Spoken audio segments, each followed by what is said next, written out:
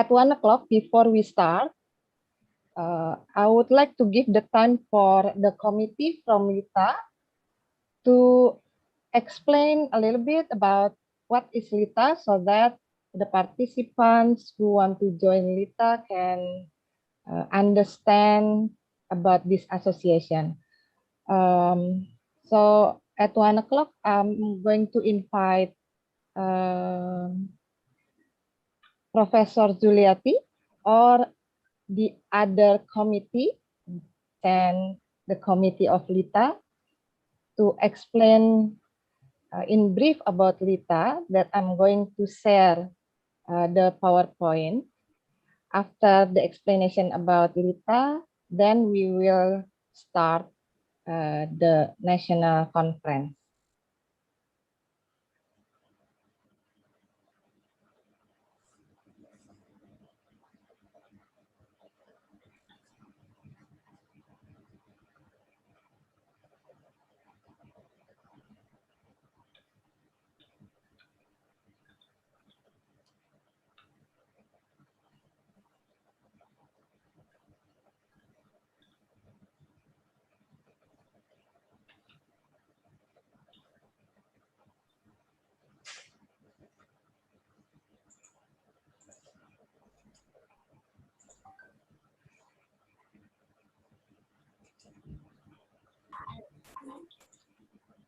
Baik, sudah pukul 1, kita akan mulai. Assalamualaikum warahmatullahi wabarakatuh. Waalaikumsalam warahmatullahi wabarakatuh. Good afternoon, everyone. Good afternoon for all participants of this national conference. Honorable, the speakers of this conference, the Dean of the Faculty of Adab and Humanities of the Faculty of Sarif Hidayat in the Faculty of Adab and Humanities. So today we are going to start the National Conference on English Studies on research on English studies in the new normal era.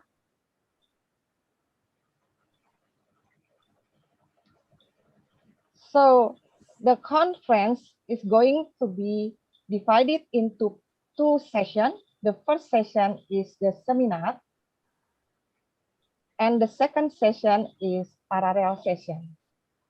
The parallel session is only for the participants, but for the seminars is open for public. So now is the seminar. We have three speakers.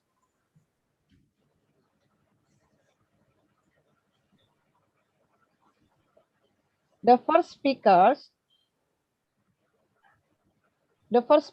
is Professor Burhanuddin Arafah, that is going to talk about investigating literature. The second one is Dr. Muhammad Arif Rohman, PhD, that is going to talk about post-colonialism and Islam. And the third one is Hasnul Ihsani Johar, PhD, that will talk about women's literature of Ummah.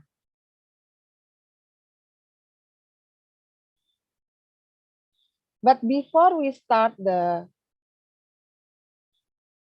speaker session, we are going to have opening speech by the Rector of State Islamic University of Sarif Hidayatullah, Jakarta. While we are waiting for the Rector to join us in the Zoom,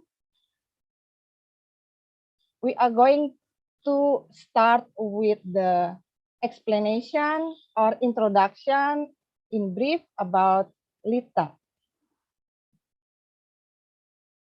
I'm going to invite the representative of LITA, Professor Juliati, or one of the committee from LITA from the Division of Membership.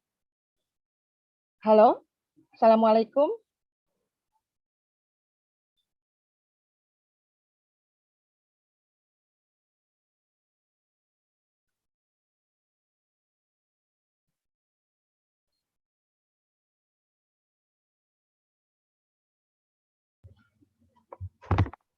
Assalamualaikum, Prof. Zuliati.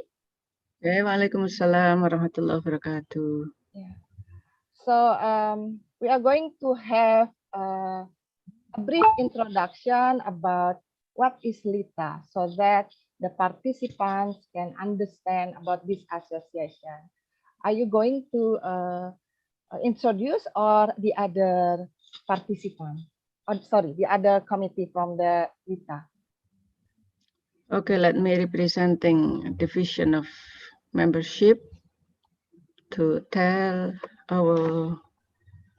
Do you want to share screen or use this share or use this PPT?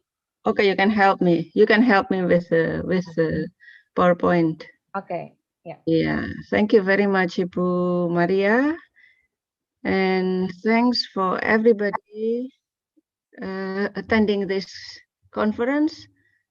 Thank you very much, especially for Professor Pohan for being available to be speakers today, and also Bapak Dr. Arif from far away from UK. Thank you very much for coming here and to be with us today to discuss issues related to literature. And thank you. I'd like to introduce a little bit about LITA. LITA, can you please, next please, Bu Maria? Yes. Yeah, LITA is an association, especially for the first time. At the first time, it is a part of ADIA, Asosiasi Dosen Ilmu Adab, and it is it stands for Linguistics and Literature Association. And the brief history about LITA can be seen in the next flyer, please. Next slide, please. Yeah, it was established on 17 June 2018 at Win Syarif Hidayatullah, and now we have the event again in Syarif Hidayatullah, Jakarta. And the aim of having LITA is to develop lectures professionalism, English language, and also literature departments in Indonesia, and also to develop networks and collaboration, especially among lecturers in literature and linguistics field. It starts with lecturers and departments under the Ministry of Religious Affairs, but now members are coming from various backgrounds across the nation. Some of them are from, like Pak Arif. Pak Arif is actually from Gajah Mada University, who is now becoming a very important person in London. I think Pak Arif will introduce himself later on. And there are many divisions of LITA. There are 5: academic division, human resource development, information communication, collaboration, as well as membership division. Next, please. This is an example of a program done by LITA last year. It was related to preparing our departments, especially to understand more about accreditation standard, the new one, 9 standard.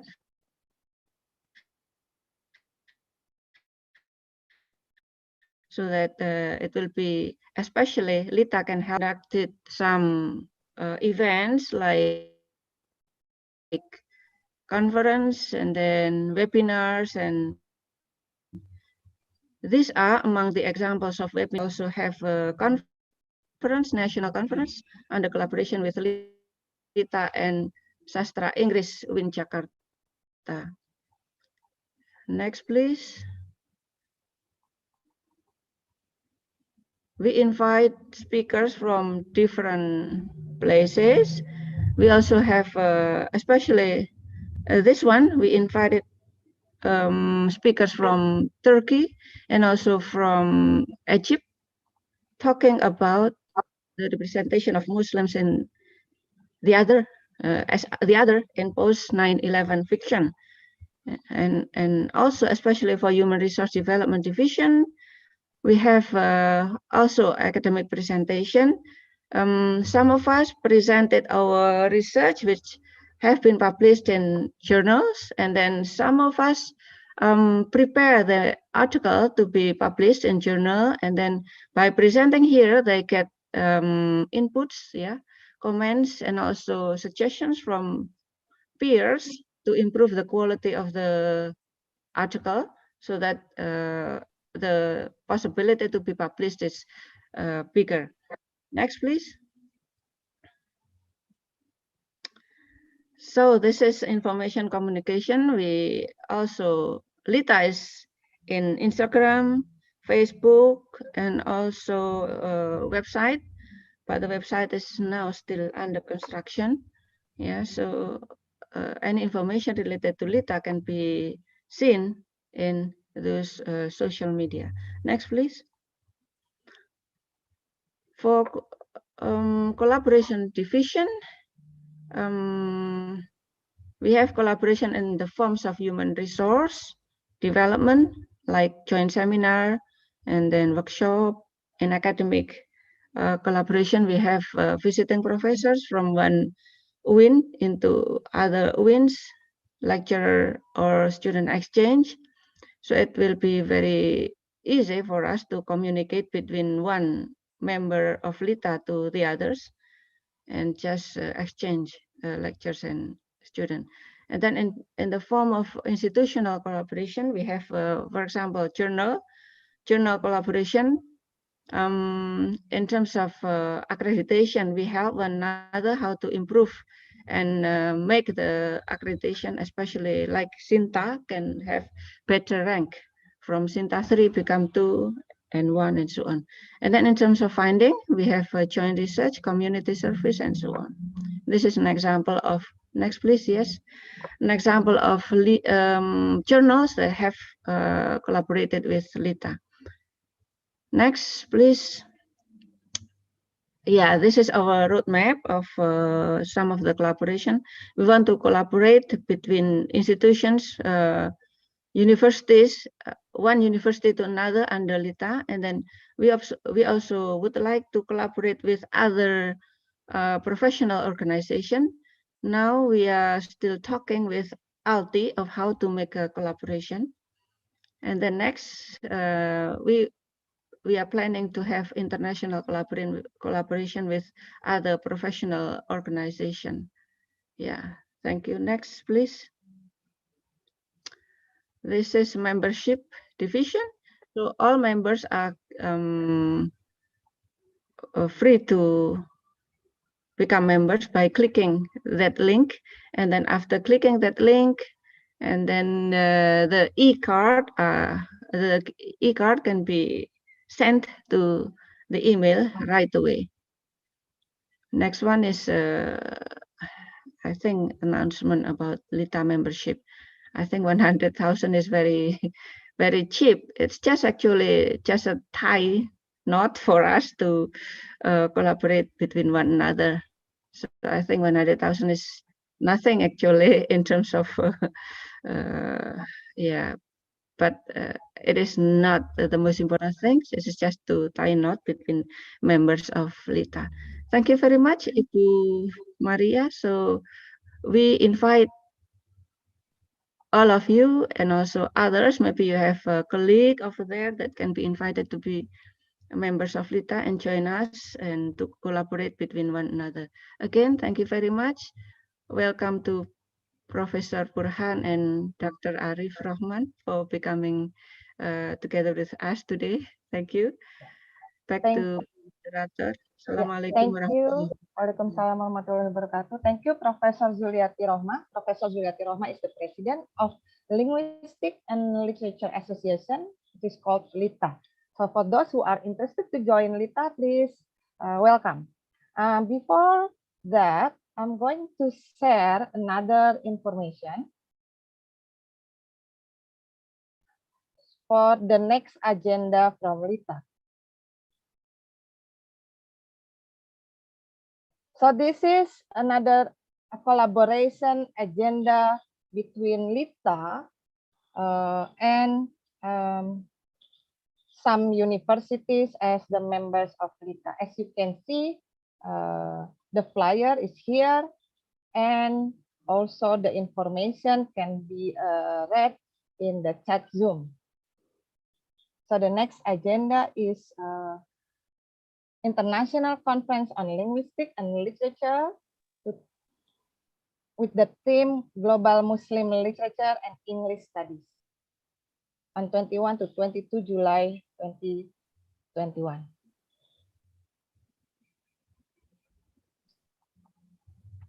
So the information can be also read in the chat room. Okay, thank you for LITA participants, LITA representative.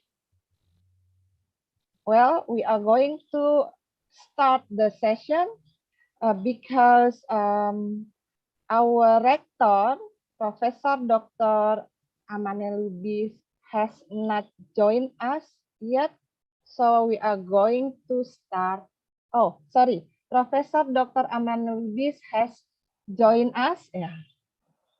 Welcome, Professor Dr. Amani.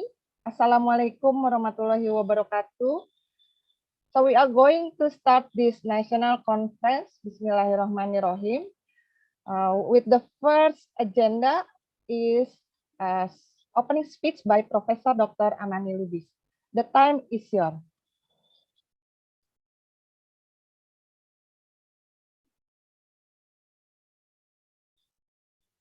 Yeah.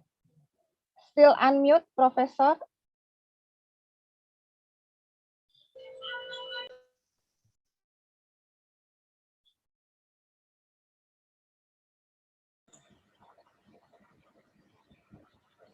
Yeah. Now we are going to listen the opening speech by Professor Dr. Amani Lubis as Director of State Islamic University Syarif Hidayatullah Jakarta. The time is yours. Thank you very much. Assalamualaikum warahmatullahi wabarakatuh. Waalaikumsalam. Alhamdulillah, wassalatu wassalamu ala rasulillah, amma ba'd. Sorry, please wait.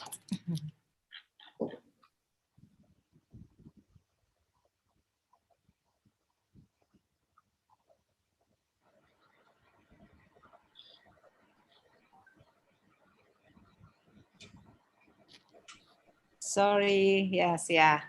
I should plug my laptop. Yeah.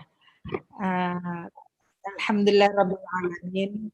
Wassalatu wassalamu ala ashrafil mursalin Sayyidina Muhammad wa ala alihi wa sahbihi ajma'in. Amma ba'd. First of all, I would like to thank the organizer for having me in this national seminar. Are you hearing me now? Yes, Professor. Okay, Please because continue. my sound is echoing in my laptop. I don't know why. Okay, so in this national conference on English studies, entitled Research on English Studies, the New Normal Era, it's very important, and I thank the study program or the Department of English Literature for having this national conference, and also I would like to salute the Dean of Faculty of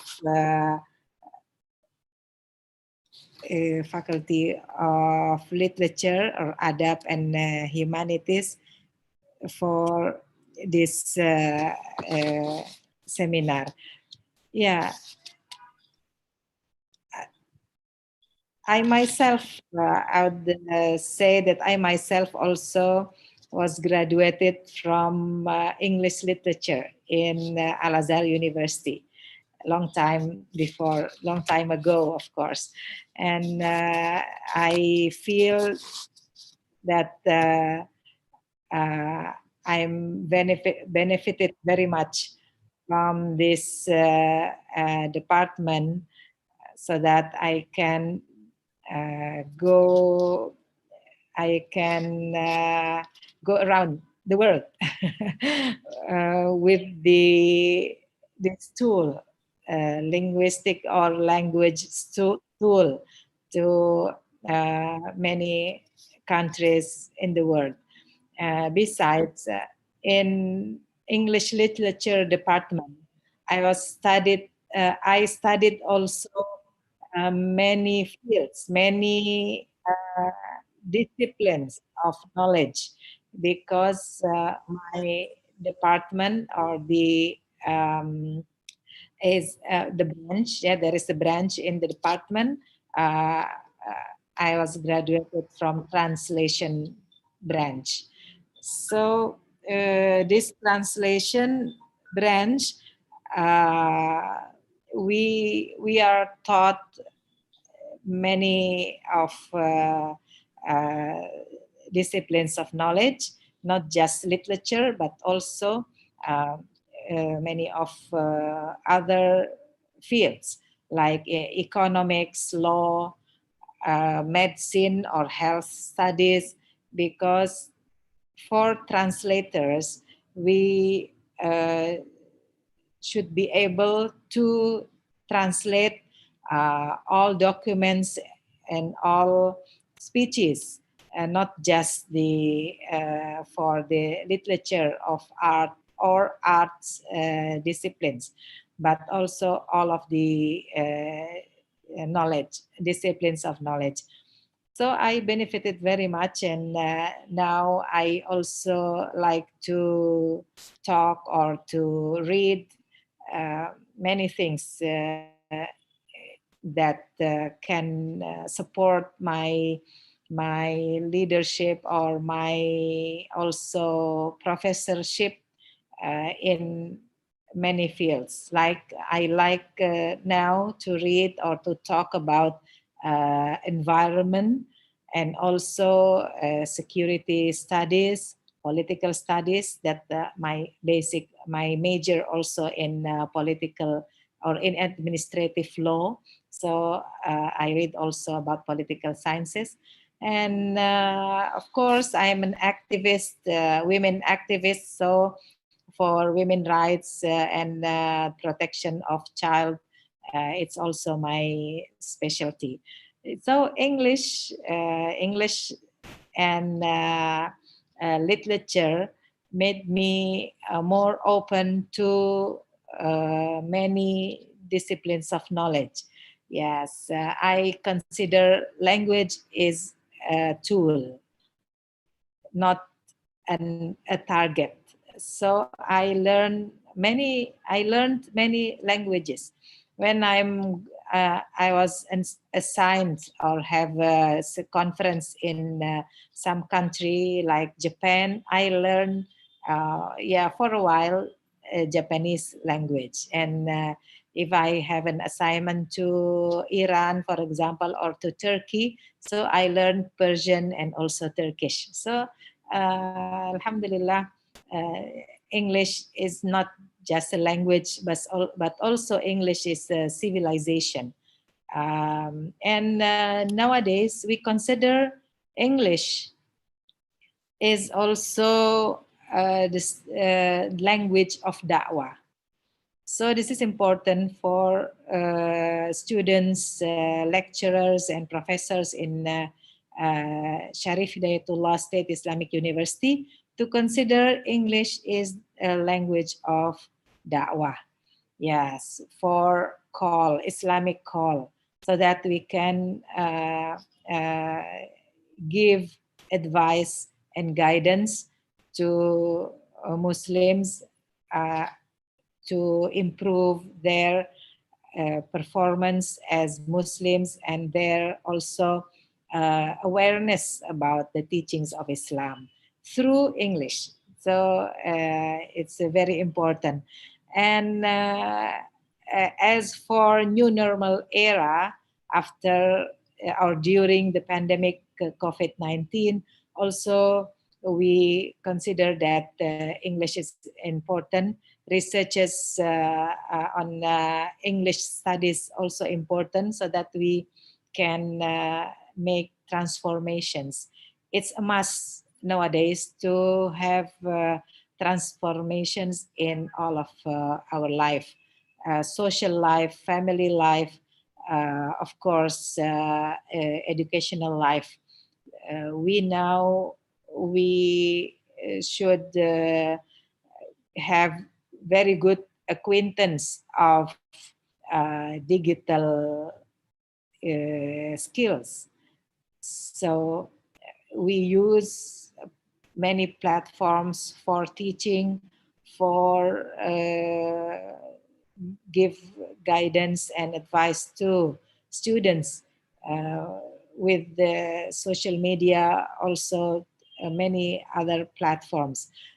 So digitalization is a must now to be implemented.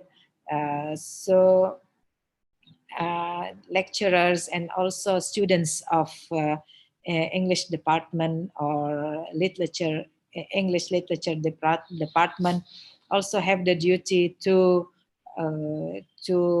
uplift or to improve the knowledge or to give literacy for digitalization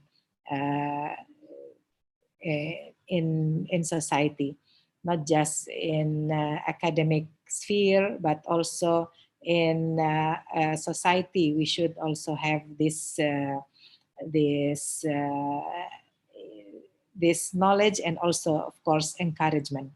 Yeah, I think the key word that I can give today is about transformation using English, and also doing research more inclusive with other disciplines of knowledge. As we in our university, we also determined to have integration of knowledge. So English department also should be familiar with integration of knowledge in the department, in research mainly. We gather all concepts and also theories from other disciplines, not just literature, not just English or grammatical sciences, but also from other disciplines of knowledge like sociology, anthropology, so that we can have sociolinguistic. That's it's a combination between social sciences and linguistics. So we have sociolinguistic, and also about history. We should also add some theories in studying or having or making research on English studies, about history, about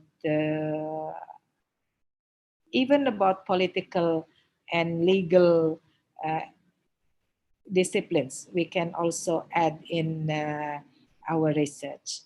So I think this is a very good beginning. In this year, year 2021, to have the spirit of progress or progressiveness in research, so that we can produce some good insights, and also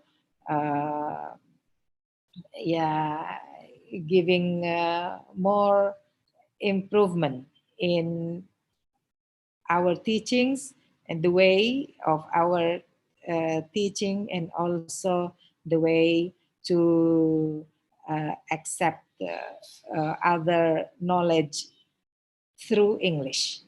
So I would underline that English is just a tool, not a target. But we can do many things with English. Of course, we should improve our knowledge and also performance. Thank you very much. This is what I can say for today. And I hope you will have very good deliberation in this national seminar. And also, thank you for inviting me. I encourage, inshallah, all of your activities.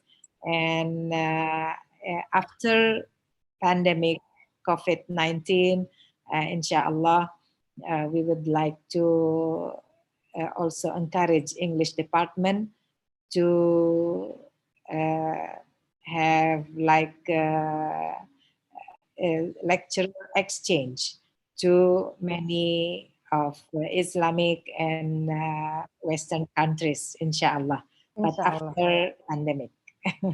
Yeah. I hope you will have very good health, yeah, and I should also pray to Allah. Then Allah will accept all of our good deeds in this months of Ramadan, inshallah. Stay healthy. Thank you. Wassalamualaikum warahmatullahi wabarakatuh. Waalaikumsalam warahmatullahi wabarakatuh.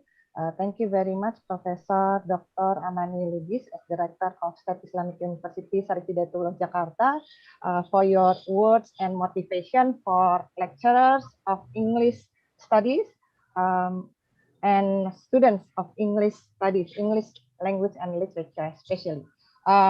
So I note here one of the key points from Professor Dr. Amani Lubis' speech is about the transformation by using English and the interdisciplinary studies of English studies with other disciplines or other studies.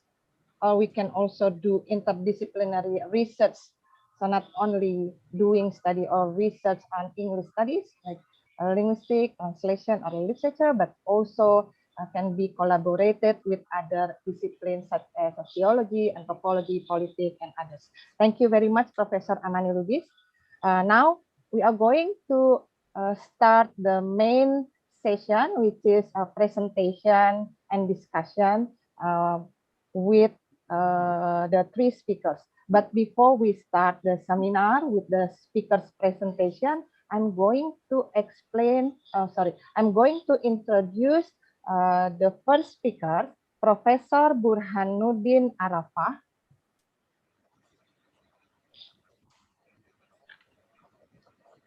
So Professor Burhanuddin Arafah is a professor of English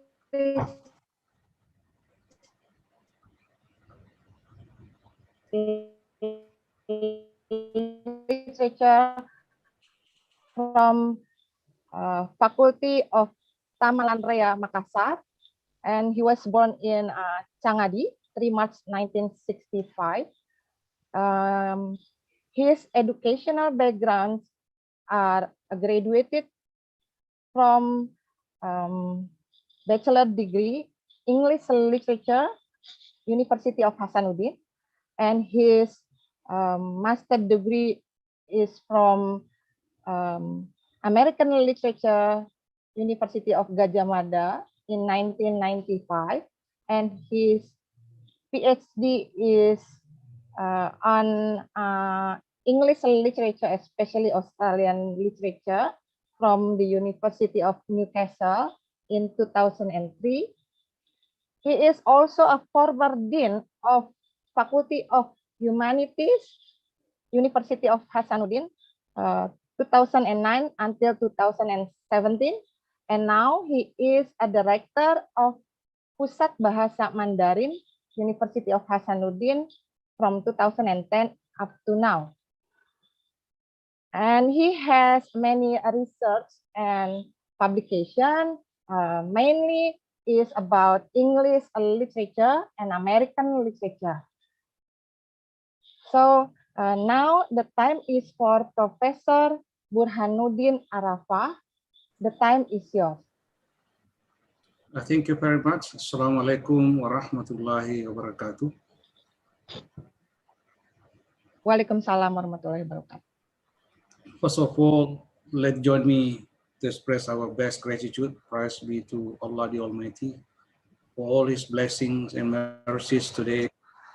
This afternoon or the midday here in Makassar, we are coming here together to join the seminar conducted by Faculty of Literature, Islamic State University of Sarif Hidayatullah, Jakarta.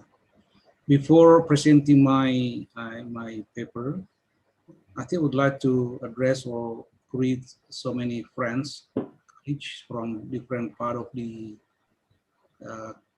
regions in Indonesia. I think Professor Dr. Arif Rahman is also our friend from Gajah Mada many years back. I know that Dr. Arif Rahman now in London. I don't know what time is he there, because normally the time in London is quite different from the time in Java in Makassar. And also my colleague, Professor Sudiati Rahma, actually she is my best friend, roommate. I don't know, Professor Yasid, Professor Yasid now is currently the head of the S3 program at the University of Malang. Once he invited me to be external examiners for his supervising student there. And also some colleagues of mine from different part of the university. Some of them are from my University of Hasanuddin, and also UMI and other university somewhere. And also all my students. Actually now, Professor Suliati, we are having classes, but I recommend my students to join the group so they can still attend my lectures here. Anyway. Okay, thank you. Last but not least, Rector, I think I met her once when I visited Islamic State University, Sarif Hidayatullah, Jakarta. I've been there for quite a lot of time actually. It was around 9 years back. I visited this university to be in my capacity as the assessor for National Accreditation Board. So many experience from there. Anyway, I also was kindly advised by head of department, Dr. Hasnul, that initially we are going to be given 30 minutes to present our papers, but now she admitted that they have problem with the connection line in Jakarta there. So we are going to be limited only up to 20 minutes. So hopefully I'm going to do my job in a very good way. Just before starting, I would like to check. Can you hear me, please? Because I can hear that the line is not very good. Yes, Pak Burhanuddin, we can hear you. Okay, thank you very much. Yeah. Very clear. Okay, let me share my presentation here. I think I provide this one here. Actually, the first time was contacted by the committee. She mentioned that she would like to invite me to be speakers in this conference. Then with the topic is inventing literature, investigating literature, but I say yes. But actually what I mean by investigating or inventing literature, I would like to introduce you in my recent research. This is actually the full paper of this presentation is now under review in one of the Q2 Scopus Index journals. Hopefully it's going to be published next month. But I would like to present you a very brief what I mean actually in this title. I give the title, The Idol, an Innovative Model for Designing Literature-Based LT Materials. When I was invited to be speaker, I normally use my habit to say in pantun. So I'd like to say here, Melati kuntum tumbuh melata, saya merba di pohon cemara. Assalamualaikum mulanya kata, teriring ucap tulu salam sejahtera. Indah berbalam si awan petang berarak di celanyur melambai. Pemanis kalam selamat datang. Konferensi Sastra Inggris UIN Syarif Hidayatullah Pemikat Hati. Okay, this is actually the abstract of the presentation. I try to introduce the title. Let me express my very best gratitude for involving in this particular occasion, because in my understanding so far, we have a very distressing period of thinking about literature nowadays. Some people argue that literature is going to be just like something from the other planets. So when we're talking about the education, linguistic or cultural studies, sometimes people seem to be neglected the literature existence. So I'm going to propose what we call IDOL. So this presentation actually, I propose a kind of a newly designed instructional material development model to develop literature-based ELT materials. In this particular presentation, there are two primary aims. The first one is provide the basic principle of incorporating literature in English language teaching, and to describe a comprehensive framework to develop literature-based ELT materials. The presented instructional material development model is constructed of 4 fundamental phases, as we call just now IDLE. IDLE stands for input, and the second one development, and then the third one output, and last one is language learning phase. So in this question, I would like to explain very brief later on because the time is very limited. So let me say in the input phase, this is actually become a very vital situation when we design what we call a syllabus or lesson plan, because in the phase of input, we need to locate the learner's needs by conducting a need analysis. What is going on in nowadays?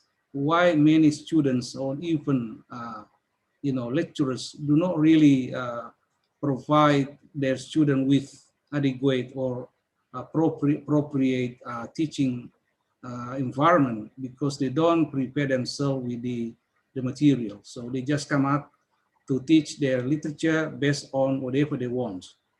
But we have to see here, in input phase, we need to locate the learner's needs, the student needs actually, by conducting a need analysis. And in development phase, we have to select and organize literature-based material contents based on the learner's needs. So in a very different way, the learner's needs and also the learner needs in terms of development phase. In output phase, we need to produce the literature-based ELT material prototypes. So I learned very much about the good way to understand the ELT, because the reason for doing this, I'm actually from the literature background, but I'm interested in involving too much in the teaching learning activity. So this is the new design that I propose to introduce to my students anyway. And last one, in the language learning phase, in that phase, we need to do assessment or to see the effect of implementing the literature-based ELT material on learners' language learning, which are here abbreviated IDLE, just not here. So in this case, I would like to say that after introducing these IDLE models, we do hope that later on, we will assume that teaching literature in LT is not becoming just like, what do you call it, unusual practice of way teaching it.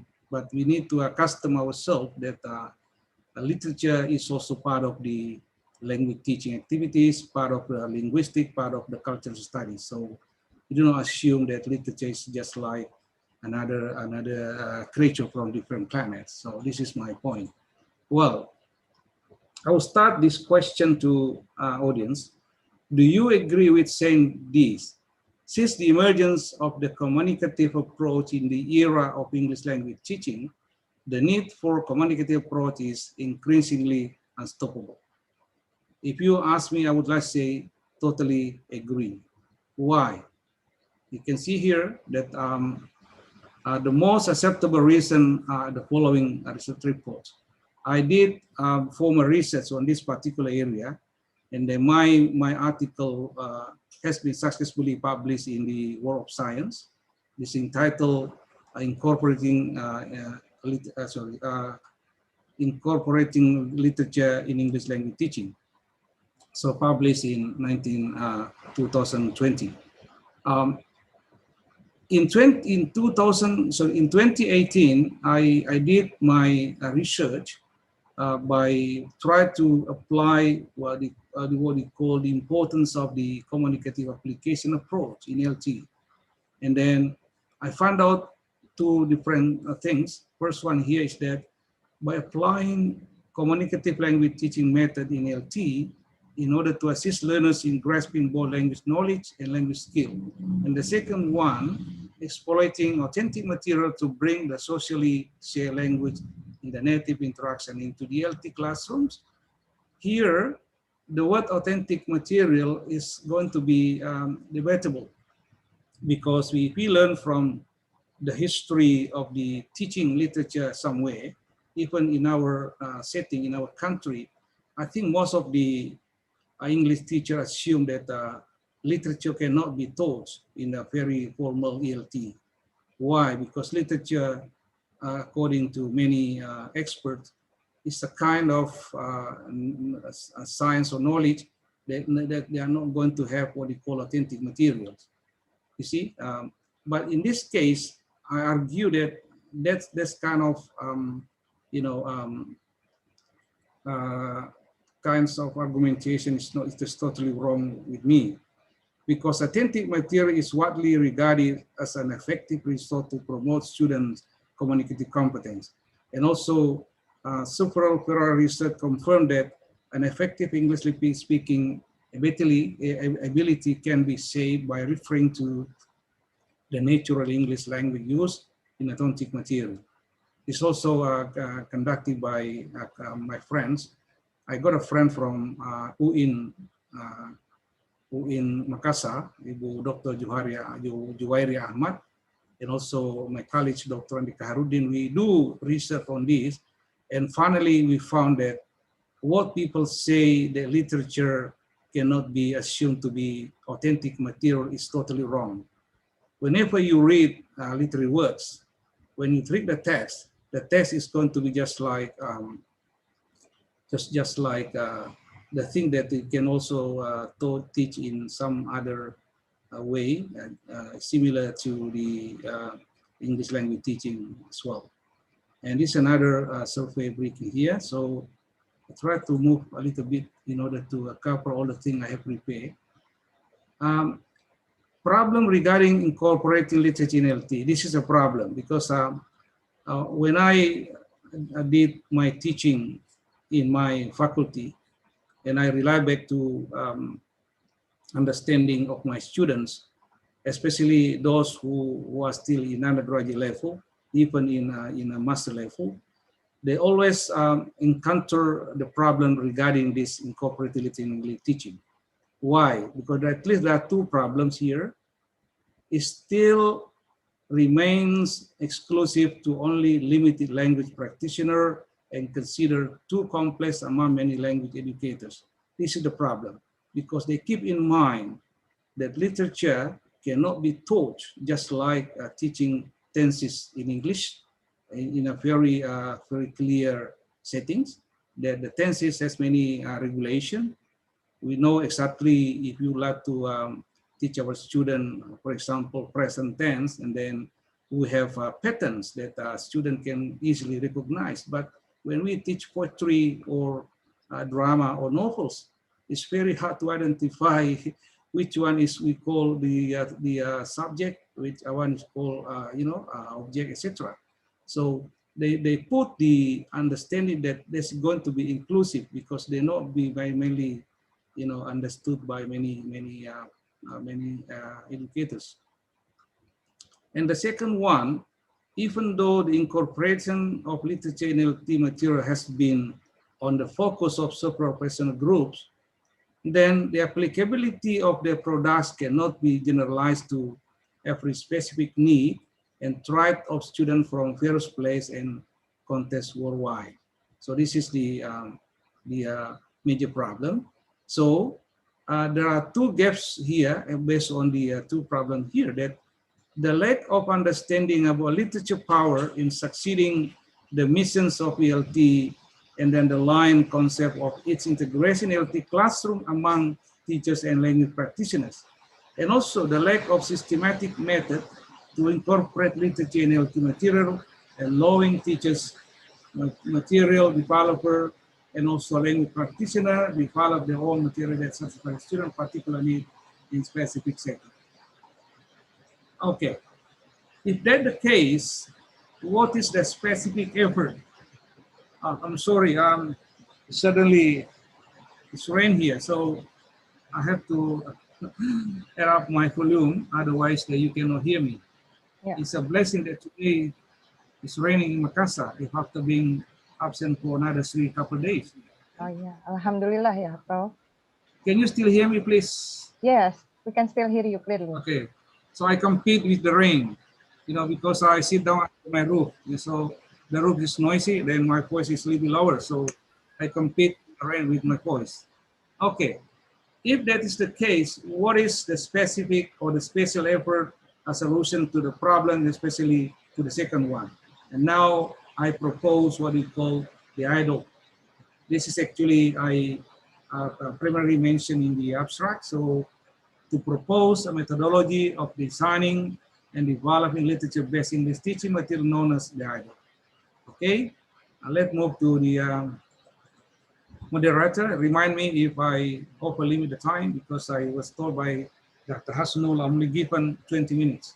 Yeah, I try to 5 more cover minutes. everything I prepare in order that I can say here, please. Okay. Yeah, 5 more minutes. I call the idol is an innovative instructional material development model. Why? Because when we teach literature somewhere, very often we find that the lecturer do not really have a kind of strategies. They just mainly do the teaching by focusing on analyzing the aspect of literary works. So in my understanding, the word development or teaching is going to be totally different from the word of analyzing or appreciating literary works. So when you do appreciation, you do analysis, but of course you do not yet teaching. So that's why there are two things we need to understand concerning this proposal. The first one is determining the type of literature to be chosen as English teaching material. The second one, understanding what I call the idol. Well, look at back here, the first one.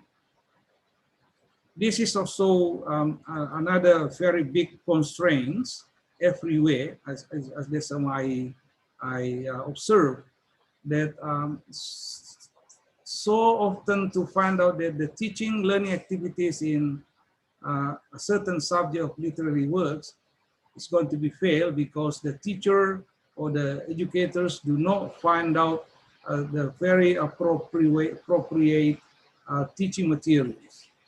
You can imagine that if you are teaching your undergraduate students and then you focus on to explain the very genuine literary works, probably they might get bored.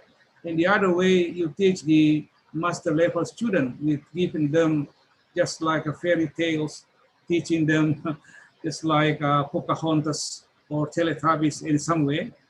So they might get bored as well because the level of understanding for the materials are totally different. Okay. So in order to determine the type of literature to be chosen as English teaching materials, I quote Mark Ray's opinion. Mark Ray is one of the a prominent professor from London. I think, if I'm not mistaken, from Dundee University in England. He distinguishes literature in two categories. The first one, literature with a capital L. And then the other one is small case, literature is small l. A literature with capital L refers to the types of classical texts such as the works of Charles Dickens, William Shakespeare, Edmund Spenser, and so on. While the literature in small l may be understood as popular fiction, novel, short stories, plays, fables, song, lyric, etc. So this is a very clear division of the literary or literary works in order to make sure that we do teaching in a very good or appropriate teaching materials. And then Dr. Drucker also classify 5 genres of literature which could be used in teaching, learning English, namely what we call drama, poetry, prose, non-fiction, media. I put the media here because media nowadays, especially if we relate to the theme of our conference today, new normal era, media plays a very important role in our life today. I think Ibureto mentioned just now that we cannot be run away from media. Today, when you talk media, everything, everywhere, every people also included, connected to media. To my surprise, once, sometimes here, if you don't have any connection with the Wi-Fi at home, it seems to be that we are going to be crashing. So I think a media as well play a role related to the sophisticated technology. So many people suddenly become expert because of the media influence, even though the expert here, between quotation, I mean, okay?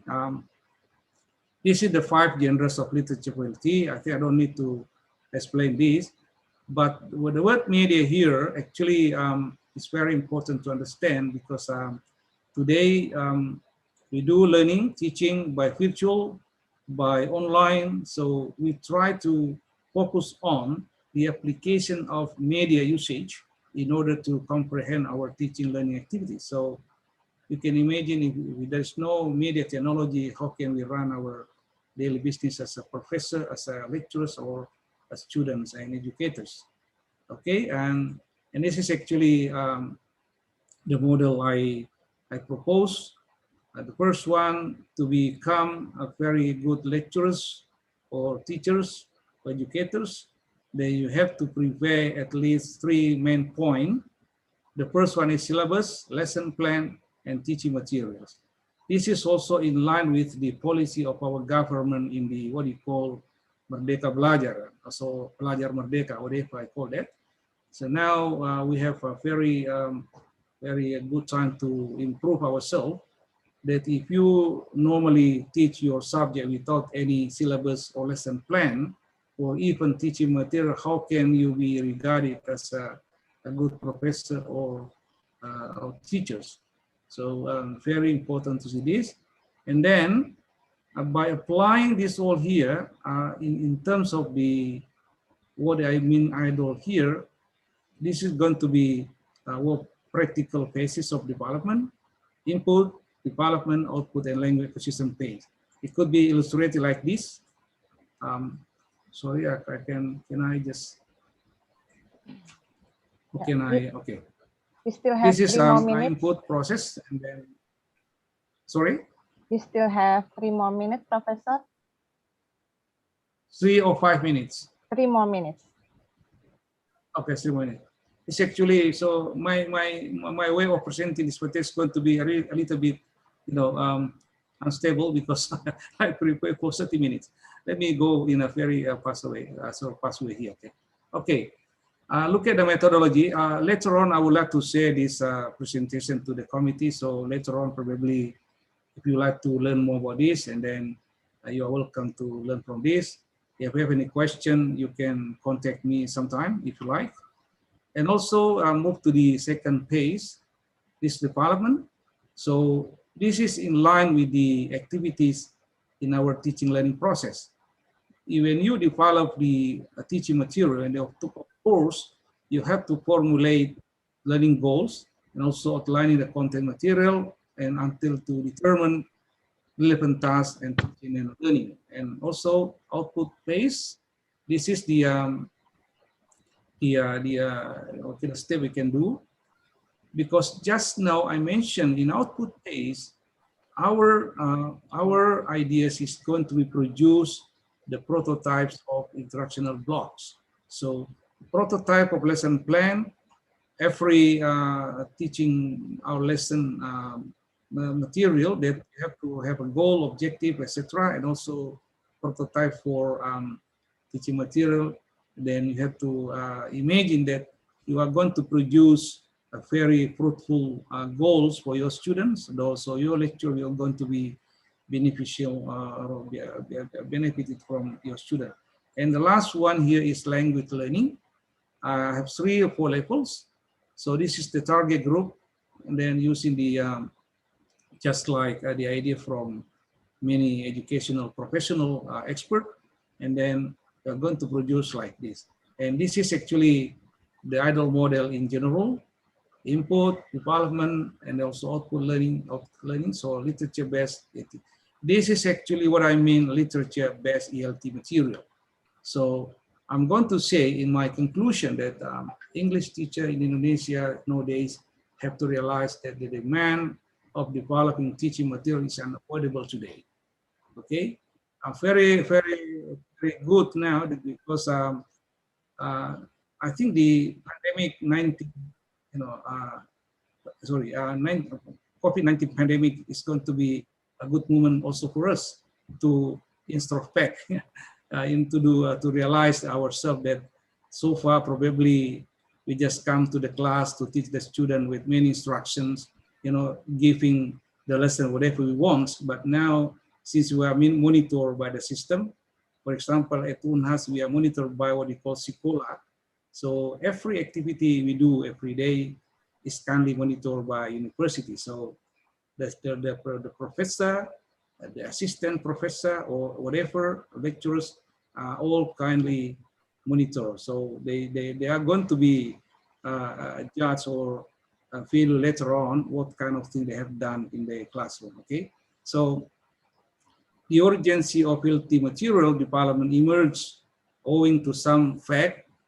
First one, the example, changing methodology in language teaching, the shift curriculum at school and the change of education policy, and then the change of needs among students and change of social value in society. IDOL is a positive answer to many teachers' questions concerning how to design and develop literary-based English learning material. So hopefully this presentation today is going to be give you a little bit, ideas how to design this kind of things. But for a further explanation, you might search my Google Scholar. Just click my name. You can find there. There are several articles we produce, published in international journals. You might you are welcome to read them. If you have a different question, then you can let me know. Last but not least, let me close my speech with giving you another pantun. This is especially for the president of LITA, my friend, Dr. Suliati, because she invited me as an honorary member of my card in my hand now. Di atas dahan burung kakatua, melihat rusa tepi perigi, dalam perpisahan untuk sementara, di paksa kita bersuara lagi. Bunga dedap di atas para anak kita, kalau tersilap tutur bicara, mari disusun, maaf dipinta. Sekian, Assalamualaikum warahmatullahi wabarakatuh. Good afternoon for everyone. Sorry for speaking very fast, because the time. Thank you. Thank you very much, Professor Burhanuddin. Very clear presentation. I will not conclude the presentation because Professor Burhan also has provided the final slide of conclusion that we have read just now presentation.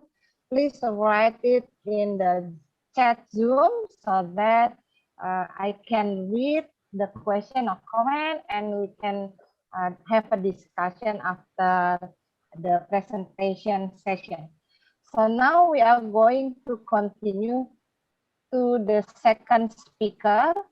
The second speaker is Muhammad Arif Rahman. He lives in London. He is from University of Gadjah Mada. His educational background are graduated from bachelor program English Literature in University of Gadjah Mada, and then for his master degree is literature also from University of Gadjah Mada, and his doctoral degree is from SOAS University in London, and he is also a former head department of doctoral program of American Studies Faculty of Humanities of University of Gadjah Mada. And his research are mainly about English literature and also English language. You can also check on Google Scholar about his research because the time is limited. So I will give the time for Pak Arif for talking about post-colonialism and Islam. You have about 15 to 20 minutes to talk about this. The time is yours. I will talk only 10 minutes. Okay. Don't worry. Right. Assalamualaikum warahmatullahi wabarakatuh. Waalaikumsalam warahmatullahi Hi, everyone. Hello, Pak Burhanuddin. Long time no see. How's life there going? Yes, sir. Right. It's 1 second. It's 8 o'clock in London, so hopefully you're safe. Everybody's safe. Sorry, what and time? Healthy. What time is it, sir? 8 8 o'clock. 8 in the morning. Okay, Yeah. yes. Good morning then. Because there is like six difference time. Yeah. Yeah. Right. Can you hear me clearly? Yes, very clear. Please go on. Because there is an echo here. I don't know. Hopefully it's yeah, okay. it's very clear. No echo here. All right. Okay. I would like to proceed to the slide. Is that okay? If I Yes, please. Yeah, okay. Right. Yeah. This one. Yeah. So I'm trying to discuss a bit about post-colonialism and Islam. Yeah. And there are 4 topics that I would like to discuss today. Number 1 is historical perspective, and then formulations of post-colonialism, and then what Islam, and then possible relations in a more, I would say, like a bigger, wider, general, macro level. Yeah. So let's try to second slide. My goodness. Yeah. So what I'm going to discuss here is actually the origin of the term. So post-colonialism is actually has to do more with the history. Yeah. So that's why I put historical perspective here, because that's the point where we can start the discussion. So in history, post-colonial is considered the time after colonial one. Yeah. And this is a story about colonialism in which, most of nations in the West went to, to the east of Far East to get spices, to Asia. And then they bring emissions. Easily we can divide into like so-called like namely gold, gospel, and glory. So according to this is like one of the books that is very famous in post-colonial studies, the nation which is colonized by the West is actually comprised of nation in Asia, Africa, and Latin America. So that's the story. But then there are periods. The periods comes when after some struggle or whatever, yeah, those areas in 3 different continents got their independence. And that's the time when it was called like post-colonial. Yeah. This is historical perspective. Excuse me. Yeah. Okay. Now, but the idea of post-colonial is actually relatively different from time to time and from areas to areas. Yeah.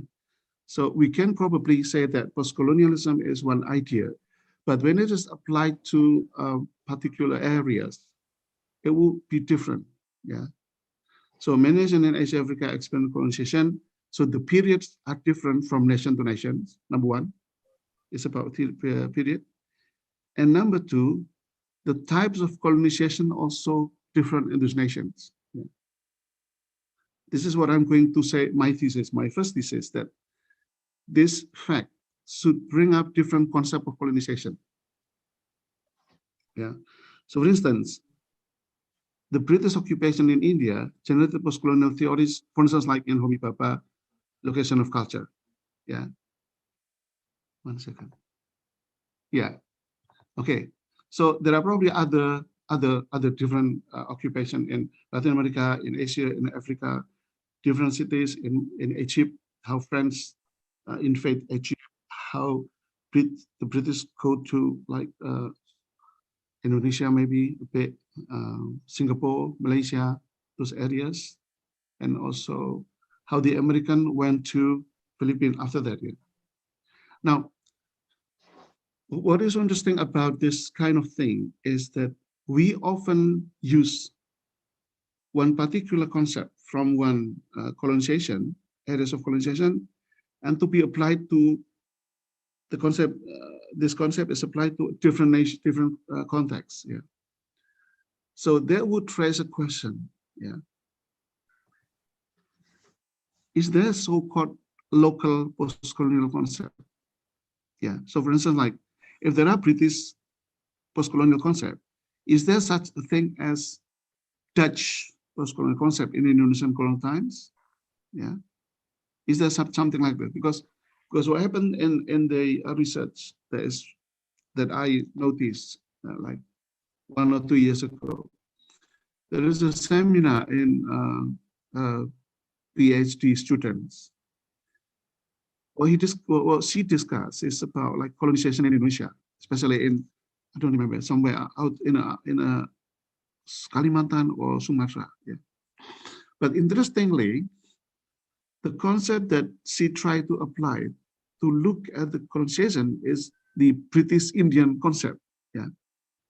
I don't know if this is appropriate or not. Yeah. So there doesn't seem to be an effort, yeah, strong efforts from places like study in Indonesia to formulate what is actually the post-colonial Dutch. What is Indonesian post-colonization, specifically for Indonesia? Yeah. How was the colonization in Indonesia? How was the Dutch control Indonesia? And what are the methods of colonization? Yeah. This should be discussed, yeah, rather than we discuss, you know, like British Indian or maybe American Philippines. No, I think we should also try to make up this concept so that when we talk about Indonesian colonization, we have a different, unique, distinguished or distinctive concept. Yeah. So why is it necessary? Because colonial concept in a country may not be appropriate to other country. Yeah. Which is due to the fact that colonization methods applied in a country may be different to those imposed in different countries. Yeah. So my instance here is, in addition to Indonesian colonization by Dutch, is there a local colonial concept which is different from British India colonial concept? Yeah. Does the British India colonial concept apply to context of Dutch Indonesian colonization? Yeah, this is some critical question, especially because I think we should try to make up our own post-colonial concept. Now, I would like to go to the definition of post-colonialism. What is post-colonialism? We should start with the root of the word, which is colony. So colony initially is defined as a geographical area is controlled by nation or people who are always not the original nations. Yeah. So, for instance, like if you are Sumatra, if you live in Sumatra, and then the people of Java went there, and then they try to control the area, the geographic area, then it is considered something like the Sumatra becomes like a colony of the Javanese people. Yeah. The tourists from England or from US or from Australia, they went to Bali, and they, you know, they took many spaces there. They, you know, they can even determine what they want to do, and the local people cannot do anything. They can be considered something like colony. Yeah. So the Bali become colony of, yeah. So that's the basic idea. So it starts from the colonial in the sense of geographical areas. But then there is a development, yeah, the so-called colonial space. Yeah. So what is colonial space? It's spaces which controlled by people who are not the original people or the original populations of the population. This also move on. We can develop also this kind of idea of colonization into minds. Yeah. If your mind is controlled by something that doesn't belong to you, that there is not an origin of you, or that you don't want, but you have to do it, that means you are controlled by something, the other. Yeah. So that's why colony implies other, or the unsuspected other, in one's own area or space or mind. Yeah. So we try to distinguish between the self and the other. Yeah. So this element of control implies a power to direct, enforce, and impel the controlled to do as the control wishes. Yeah, this is like, you don't want to do it, but because you control, you have to do it. This is something like the difference between the want and the have. They have to. Yeah. Now, what is post? Post is translated as anti, against, and then ism is ideas. So post-colonialism is an idea about anti-organ colonization, yeah, or anti-against controlization, because when you say colonialization, it means control. So if you're post-colonial, that means it is not post in the sense of history after, but it's more like, I think, sociological, meaning means anti, yeah, or against. So then post-colonialism can be equivalent to decolonization. Yeah. So these are the attempts how to reveal, how to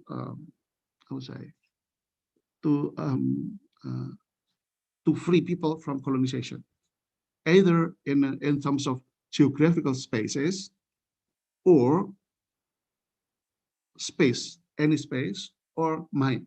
Yeah. Right. So if you are colonized, you won't feel comfortable. You feel oppressed, and you won't feel free to do anything you wish. So the decolonizing is the efforts to free ourselves from the uncomfortableness, from pain. Yeah. So how to decolonize? This is the question that we should have. The term of decolonization is now become like one of the up to date words in the UK. Yeah. So they're proposing the idea of decolonization of curriculum. How to decolonize our English curriculum. Yeah. Does it mean that decolonize mean that we have to, for instance, like recognize the local people's history or story or novel or whatever and put them into our curriculum? I mean, side by side with the stories, novels from different countries, like from UK, from America, which would, in the end, they would probably entail kind of like comparative approach here. So how to empower people to decolonize things is to give them to ask them to question the existing condition. Are we colonized? Is our curriculum now colonized? Is it? is our study of linguistic colonized? What do you mean by that? So we have to really like become a bit critical about this situation. So for instance, like in the first presentation, Pak Budhauddin already talked about this, the curriculum, there is the topic, this is the history, the stories. Then the question is, are we still under colonization influence or not? Yeah. Okay. So there are several different questions that we can ask. One is like, are we not feeling being ourselves? Are we not comfortable? Are we controlled by foreign ideas? And if that's so, how to decolonize us? How to be ourselves? How to not to be controlled by foreign ideas? Yeah. So this is the post-colonialism. Post-colonialism. I will now move on to, yeah, okay, Islam. Islam as I understand it. This is not Islam as it is. This is Islam as I understand. So Islam is system, I would say. System which comprise the two words, the present word, which is physical, and the word after, which we never know, imagine, whatever. And Islam is based on the revelations and prophet tradition, as well as ijma and ijtihad. And then Muslims are people who embrace Islam, and Islam exists among other religions in the world. And in Europe and other Western countries, Islam is considered a new or different religions. Yeah. So this will bring to the formulations of relation between post-colonial and Islam. I would propose that there are only two different relations. So number one is the time when Islam was considered the other by the West. And if that's the case, then it will produce, bring about the description about Islam in a less favorable way. Yeah. So for instance, like in a discourse, literary studies film narration, this may take the form of evil, ugly, abnormal, violent characters, yeah, or less favorable setting. So for instance, the story about the Arab in a desert is hot, yeah, not really comfortable. You become sick because of exposed to the sun, for instance. And if you like, yeah, some people from UK, for instance, they went to Indonesia and they say, you know, Indonesia is very hot. It's just between hot and very hot. There are two seasons, hot and very hot. That's what I heard here. Yeah. And you know, on the other way around, the other way around is when we went to UK, we will just say like there are only two weather in the UK, cold and very cold. So there is no such thing as like spring, autumn. No way. We just feel cold and we're very cold. Right. So other words that is used in this kind of description and usually used for like Saracen, like Turk, like Arab. Yeah. To kind of like to give them like really less favorable image. So there is one description, the discourse, and there is also part of the producer, who are the writers, filmmakers, yeah, anybody who produces the discourse. So there are a discourse and producer of discourse. And those producers of discourse might be Muslim, maybe not Muslim. So basically, it is about writer and narration, as well as what is written and how it is written. Yeah. So there are four aspects. Now, this kind of Orientalism has been very long time. It has been taking, I think, probably still until now. Yeah. If you see films like who is the terrorist, whatever, this is considered, you know, like not really good description or representations of Muslim, for instance, or non-Muslim, but somebody different, yeah. Because the center is actually on this kind of West. And then the thing that we can do, or is done by the people in post-colonial studies, is so-called a deconstruction of logocentrism of Orientalism. Yeah. So the Orientalism as a discourse is a kind of logocentrism, according to Derrida. There are, when you talk about logocentrism, there are two different aspects.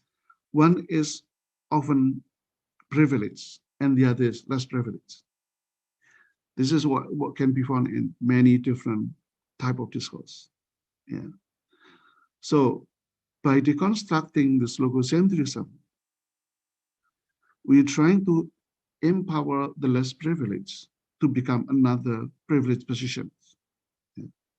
So this is the idea, this is the concept which is called Occidentalism. If we are, if there is a position in which the Orient was put in a discourse,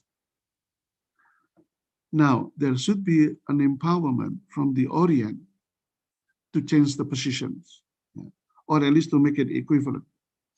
So we can do probably something like the term writing back to the center. By the term, it means that it is not only the West who can describe the East, but it's now becoming the East who is now describing the West. I still remember when I was in SOAS, and then I was like registering for my student card, and I was in a queue. Behind me was a young lady from, I think, from India, and then we had a bit talk. And then I just asked her, like, where are you from? I'm from India. Wow, I see. And then I told her, like, well, so many Indians are in the UK. Yes. And then, she said something very proudly. We are now colonizing the UK, which is interesting, because there are more Indians now in the UK. You can find any Indian almost everywhere in the UK. London, every big cities. It's there. This is what we call like the post-colonial UK, the post-colonial. I live in an area, where not many people speak English. So if I went out and then I went to one of the stores, I will hear many people speaking the Somalian. This is the thing that I'm not prepared, because before I come here, I don't think that there will be like Somalian living in the UK, and they always talk Somalian language between themselves or among them. So this is interesting. So then if Islam will conduct so-called like deconstruction of logocentrism of Orientalism, then Islam should empower itself to be the one who describes himself. You should describe yourself, and you should also describe the other. So, and one of the ways to do it is through dawah. Dawah in the sense of like international. So spread the truth and just, So there will be like a kind of like equivalent, power equivalent in this kind of the structure. I think that's it. Thank you very much. Assalamualaikum warahmatullahi wabarakatuh. Assalamualaikum warahmatullahi wabarakatuh. Thank you very much, Pak Ari, about post-colonialism and Islam. It is a very interesting topic because especially for those who study Islamic literature and for those who are from State Islamic University, because one of the distinction of studying English literature, especially in Islamic literature, especially for those who are from Islamic University, we can study post-colonialism, which is connected to Islamic issues or Islamic topic. I'm not going to conclude more. We will continue with the discussion because there are some questions that Prof. Burhan and Prof.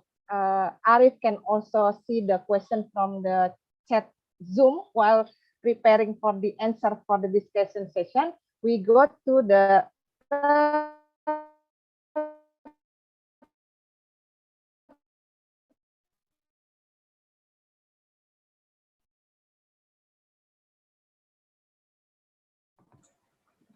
I think you are free. The third speaker is Hasnul. I will introduce a little bit about her. She is the head department of English Literature at the Faculty of Adab and Humanities at Islamic University Syarif Hidayatullah Jakarta.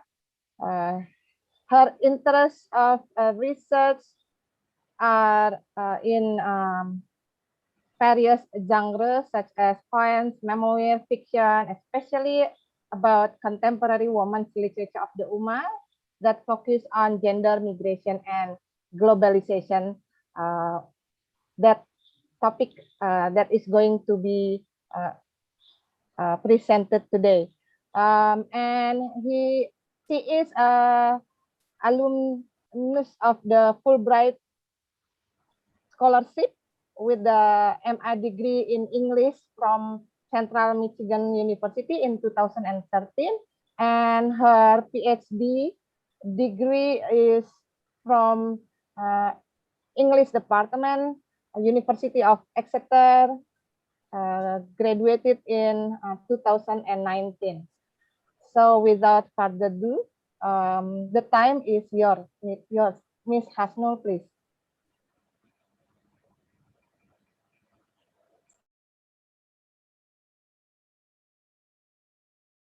Miss Hasnul?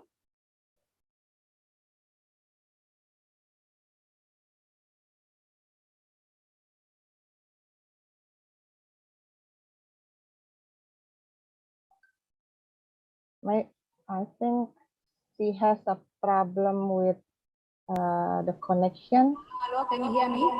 Yes, we can hear you.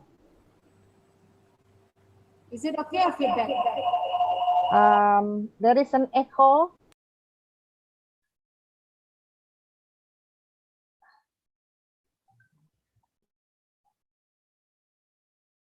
Miss Hasnul, can you check your audio?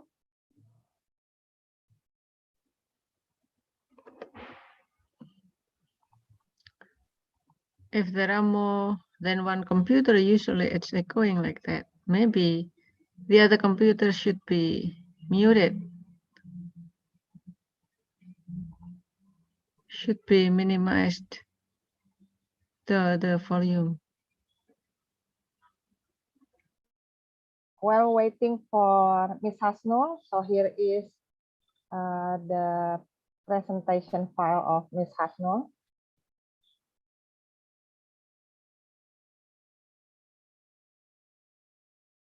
Are you there, Miss Hasnul?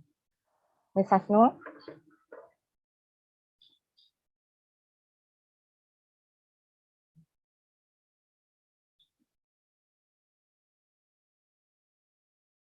So Miss Hasnul is going to talk about popular culture, music, and Bildungsromanz in U.S. Muslim women's fiction. So, Hello? yes. Hello, can you hear me? Yes, but it's still echoing. The quality of the sound of the audio is not good enough. Can you try it again?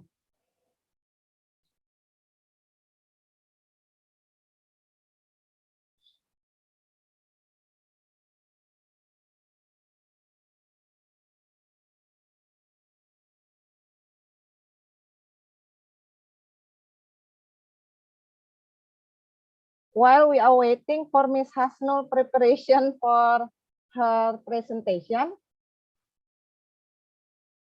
there are some questions in the chat Zoom.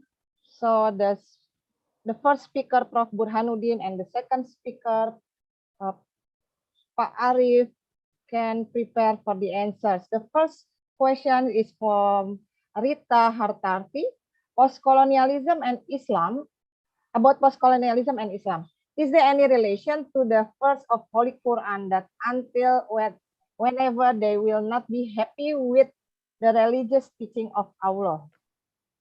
Thank you so much. So this is about, is there any relation to the verse of Holy Quran that until whenever they will not be happy with the religious teaching of Allah? Yes, Ms. Hasnul? Yeah, still echo? Yes, still a little bit, but we can hear your voice. Hello? Yes. Is it okay? Yes, please go on. Please continue. Okay. It's still echoing, but still can be heard. Please Yes, please. show my slide, my own. Yes. So now I'm showing your slide.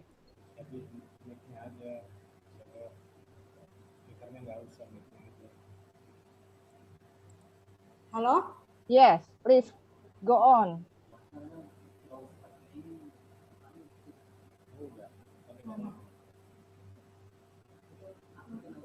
You can start, Miss Hasnul. Keluar ini. Keluar. Ya udah deh. Aktifin lagi, aku keluar nih sekarang. We can hear your voice.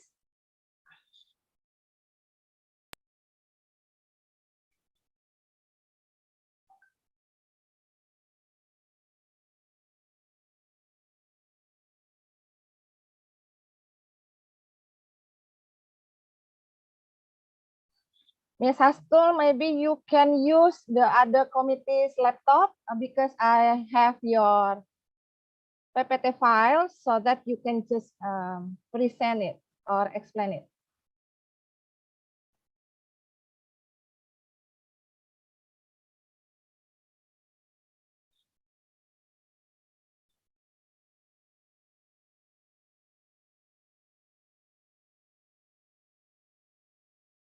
Yeah, while we are waiting for Ms. Hasnul, we continue to read the questions and comments. The second question is from Umi Hariratul Jannah. The question is, I really need to know where is the link from post-colonialism to Indonesia and particularly to Islam. What is your opinion, Pak? So this question goes to Pak Arif, and the first question also goes to Pak Arif. And the third question is from Anjar Dwi Astuti for Professor Burhan. How to choose the appropriate literary works to be used in language classroom based on the idol model. So if you don't mind, while we are waiting for Ms. Hasnul, we go to the discussion session with the first response from Prof. Burhan. Can you hear me, Prof. Burhan? Do you mind if we continue with your response in answering these questions, Pak Burhan?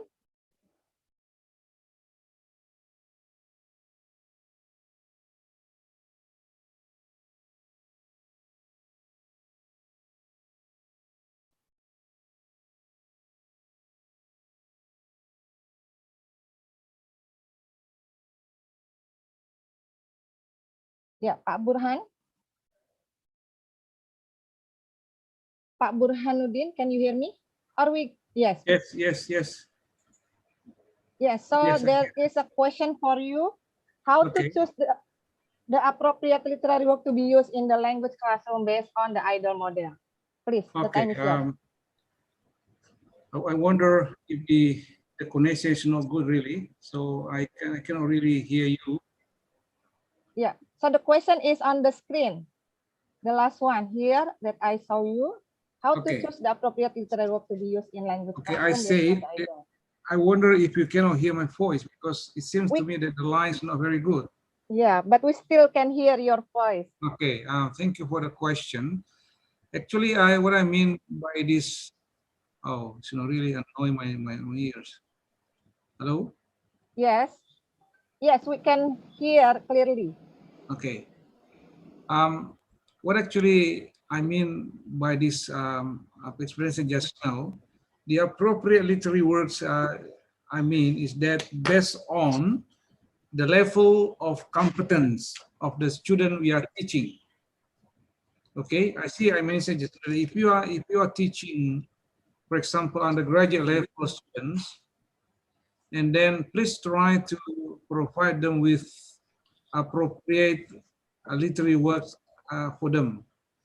Okay, and then if you are teaching also the master or PhD program students, then you are welcome to provide them with what they call a very high standard level of literary works. That's what I mean. Okay, so I don't know, my voice is just echoing, come back to me.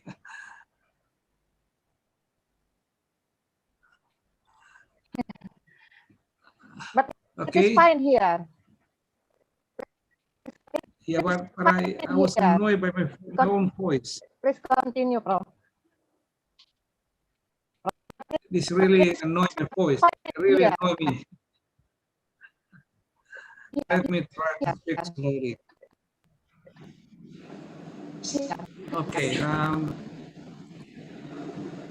I assume that if you are teaching the undergraduate level students, then you are advised to choose appropriate literary works and you know, meet the expectation. Okay, and this also happened to when you are teaching master or PhD students.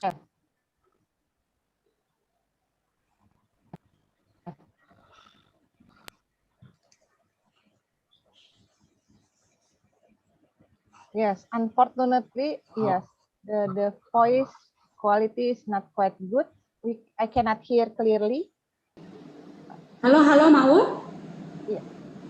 For Prof. Burhan, we cannot hear your voice, so perhaps we can continue with you later. Yeah.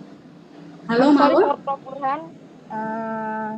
We will back again to Prof. Burhan later. Yeah. So now we go to Ms. Halo, Hasnul. Maul. Yes. Can you hear me? Yes, I can hear you. Alhamdulillah. Yes. Please start, Ms. Hasnul. I will share the screen for your presentation. Yeah, thanks, Maul, and thanks, Prof. Burhan. Thanks to Prof. Arif. Is it clear or echoing? Yeah, it's okay, but still It's can okay. be heard. Yeah, it's clear enough, yeah? Yes. Okay, thank you so much, ladies and gentlemen, for joining us for this afternoon. And I'm the last speaker. The chorus of to be last speaker, you'll be sleepy. But I guarantee you will not be sleepy because I will be dancing and singing here. Hello, can you hear me? Yes. Yeah, so I'm going to discuss about popular culture, dance, music. Still echoing? Yes, please just go on. You have 10 minutes. So the title of my paper is Popular Culture, Music, and Bildungsroman in U.S. Muslim women's fiction.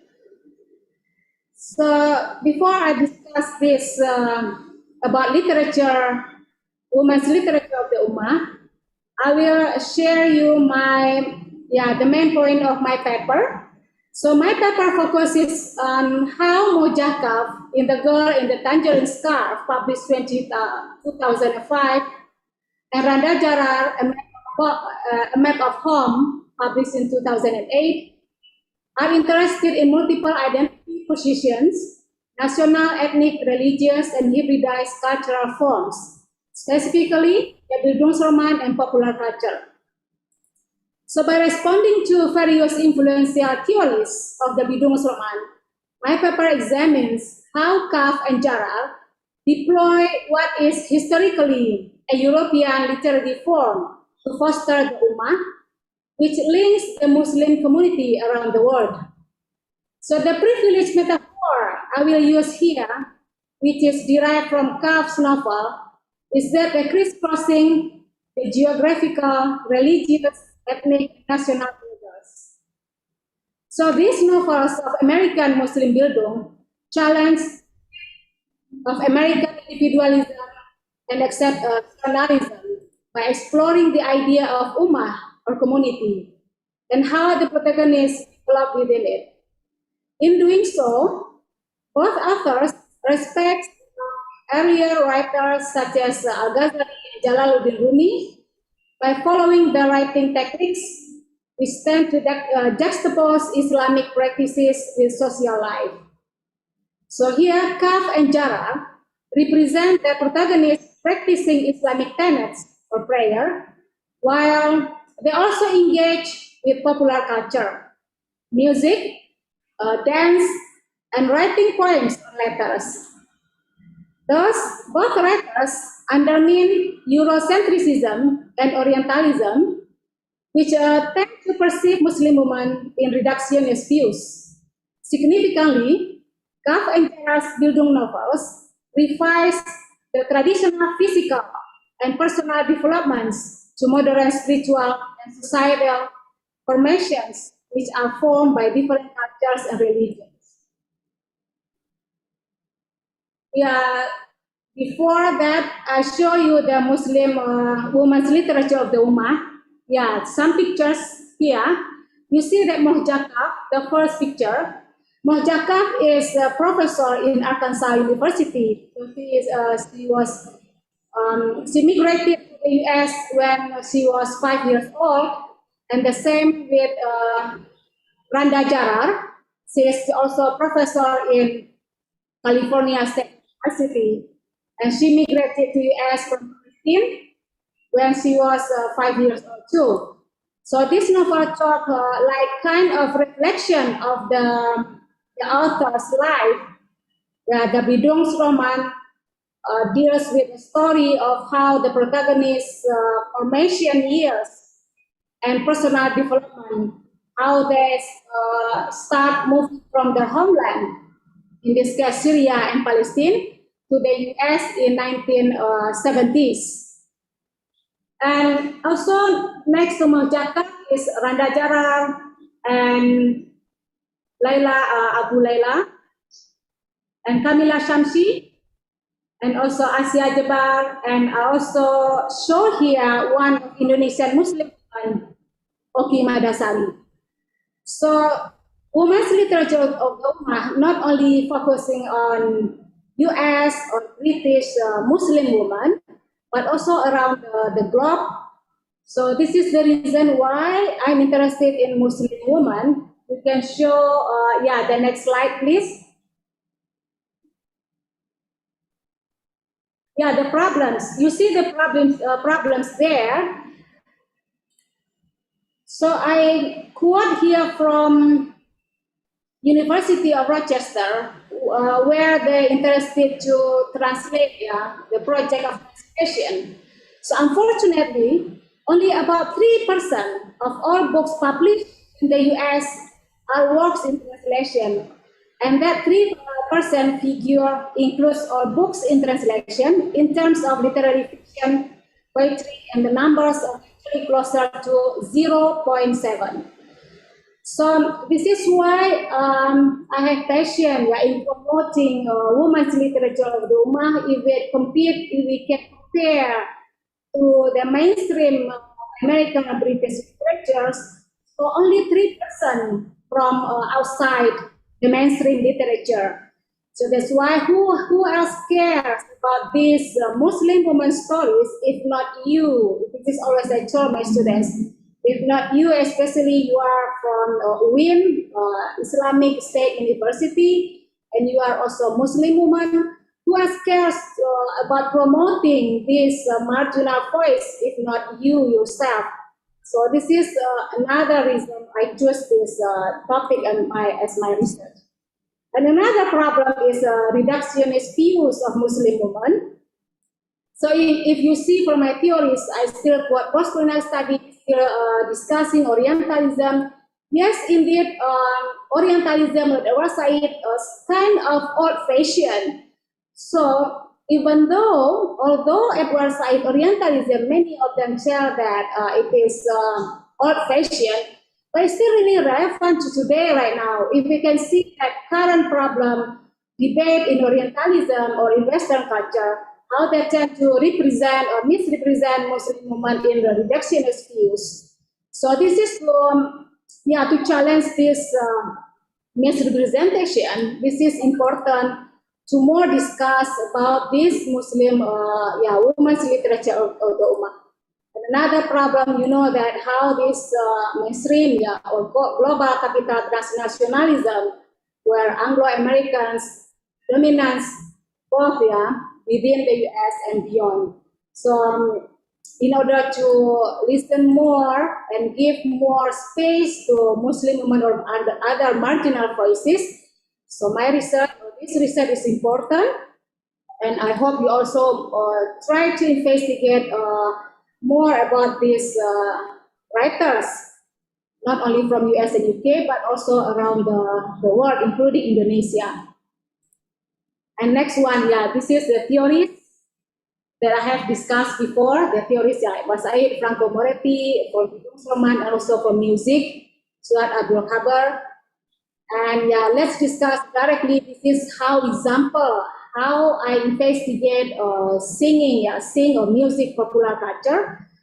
I argue that this writer used this popular culture and music in order to question American belonging. So this is one example of my analysis. In both novels, Kaf and Jarar not only use the metaphor of centricity, but also music to illuminate how the protagonists' identities unite American popular culture and Islamic tradition, often in playful ways. We see that from the first novel, in the girl in the tangerine scarf, the narrator describes the juxtaposition of music and Islamic worship when Khadra and her family perform one of Hajj obligation, tawaf, walking circularly around Kaabah. The narrator describes how Khadra tries to keep tabiyah, or a Muslim prayer, in her mind, and on her tongue, however, what? Here I am, oh my Lord, here I am. Labaik Allahumma kalabaik. But she still keeps getting it crossed with Phil Collins in her head crooning. I can feel it coming in the air tonight, oh Lord. I have been waiting for this moment for all my life, oh Lord, end quote. So by emphasizing the way in which tabia is ghosted by American popular culture and the Phil Collins song in her protagonist's mind, Khadra and Kaf demonstrates the easy coexistence in Khadra apparently disparate modes of communication. Khadra's identity can easily reconcile her Islamic heritage with her Americanness. Similarly to Kaf, Jarar juxtaposes American popular culture and Islamic tradition. We can see from the novel when Nidali visits her grandfather Gedo in Alexandria, Egypt, the narrator described that quote, after dinner, Gedo made me do ablutions with him and pray in the drawing room. The prayer time was announced on the television and from the neighborhood minaret. But I also took it as a signal that it was time to get up and make a cheese sandwich or a cup of tea. So here, Nidali uses azan, the prayer time calling, as a sign for her to eat a cheese sandwich eating, instead of practicing directly Islamic worship or salat.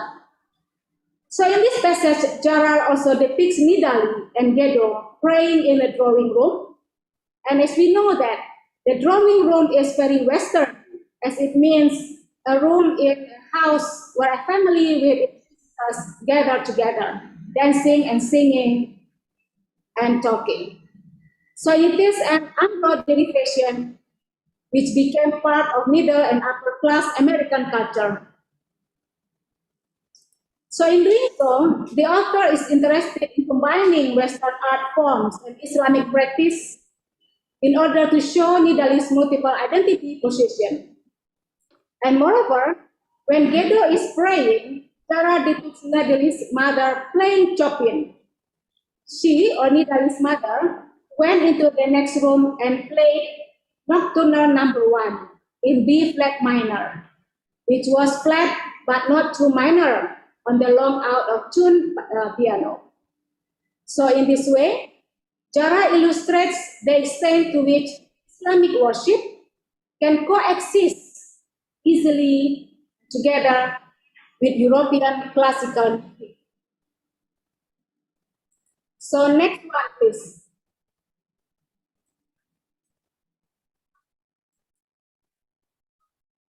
Yeah, Chopin. So another key aspect of the scenes in which Nidali visits her grandfather in Egypt relates to his treatment of Islamic worship and music, including Chopin and the Beatles. When Nidali described the living room where she and Gedo are praying, she states further that Gedo's record player was on something by Chopin. She continues that, quote, I hung my coat in the closet piano room and began emptying my clothes on Mama's old bed. There were Beatles posters on the wall. A worn photo of Mama at a recital, Baba's first poetry flyer, and a plastic rose tagged in a corner. I wonder if Baba had given it to her, end quote. So here we can understand that Jara juxtaposes the living room where her family is gathering and where Beatles posters are on the wall, with the piano room where Mama is admiring the Polish pianist and composer Frederick Froncha, 1810 and 1849. In this sense, Jara highlights the intersection between spaces and objects which represent different arts and culture, so that there are no more boundaries between these places and these entities. So this object also suggests different aspects of her mother's identity: her love of the Beatles, a globally popular pop group in the 1960s and 1970s, her devotion to playing classical music, her love of Baba, and his poetry. In this same room, Mama undertakes her prayer rituals. In other words, all of these different aspects of Mama's identity can coexist unproblematically. They are not mutually co-exclusive. So by juxtaposing forms of Islamic worship with everyday undertaking, such as making a cheese sandwich, classical music, and popular music, Jara emphasizes the multifarious aspects of contemporary Muslim identities.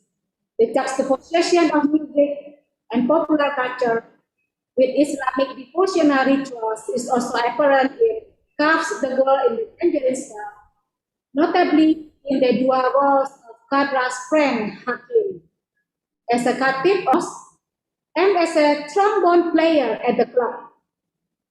The narrator described how when Kadra meets Hakim, Kadra asked him about his daily life, and Hakim said that, quote, oh, I've been playing trombone at the club downtown. So the most which is symbol of religion is intertwined with his trombone playing, reflecting on Hakim's dual activities. Kadra responds to Hakim's idea of combining music and religion by asking, quote, why couldn't we have mosques where music and prayer could both happen, both hearten people's souls, end quote. Yeah. So in this sense, you still have 3 more minutes. Yeah, this is my conclusion. Yeah, thanks, conclusion.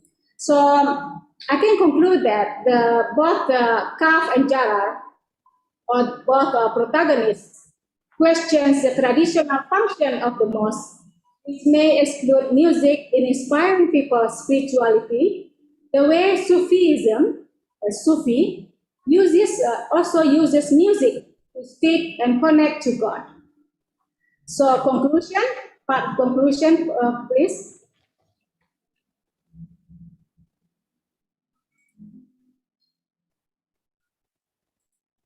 Yeah, so I can conclude that the two protagonists occupy multiple subject positions, including pop culture, music, poems, and Bildungsroman, which link to the global Ummah. And this paper can be understood as a pioneer in women's literature of the Ummah, which explores various stories of Muslim women in the world to challenge the reductionist views of Muslim women in Orientalist debates. Thank you. Assalamualaikum warahmatullahi wabarakatuh. Waalaikumsalam warahmatullahi wabarakatuh. Thank you very much, Miss Hasno. So let's we go to the discussion question and answer session. Yeah, because the time is limited, so we continue to the questions from Rita and from Umi that about postcolonialism and Islam. These questions are for Pak Arif. Pak Arif, can you hear me? Yeah. Yes, please. Okay. Sorry. It's a bit hurt because of dryness. Sorry. I put the balm so it won't hurt me. Right. Number one question is about postcolonialism and Islam. Right. I think what should be understood is the idea of what is postcolonialism in relations to I don't know, probably like aspect of culture. So it has to do with like how people has relations with the other. Yeah. So in colonialism, usually one group has a better position, is privileged more than the other group. So there's like unjust or not really balanced relations. Now, if that is one of the cases that we can probably take as an example, we can refer to one of the verse in the Quran. You can have a look at what is the Surah 49 and verse 13. Just check ya. Jadi itu surat 49 ayat 13. Itu apa punya sebentar?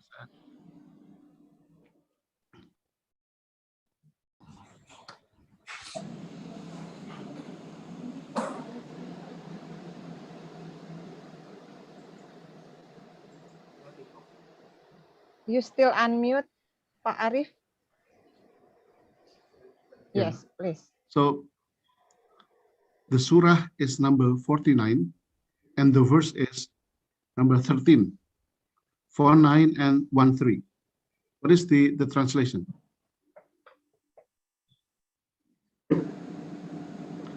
So if I understand rightly, the meaning is about like a group of people who claim that they do improvement, but in fact they make destruction. Yeah.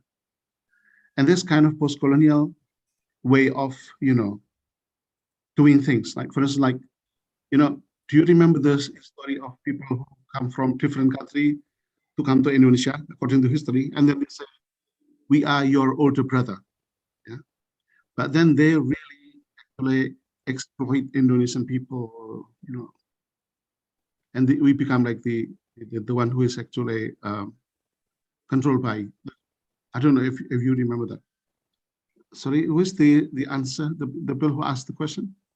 Rita. Yes, Rita. Okay, Rita, where is Rita? I don't know. I think because a question and answer, there should be like conversations. So 49 and 13, yeah, and then the other, for instance, like 11, Surat 11, and then the verse says 12, yeah. If I understand, because I thought I don't hold it. I don't hold I don't read the meaning. So relationship according to Islam is actually equal relations. Yeah. So if I understand rightly, the verse said that we are created from one single pair, and then give you into tribes, groups of people, nations, etc., so that you know each other. Yeah. So there's also the idea of like intercultural relationship. But the best, those who best beside Allah is those who taqwa, who has a taqwa. Yeah.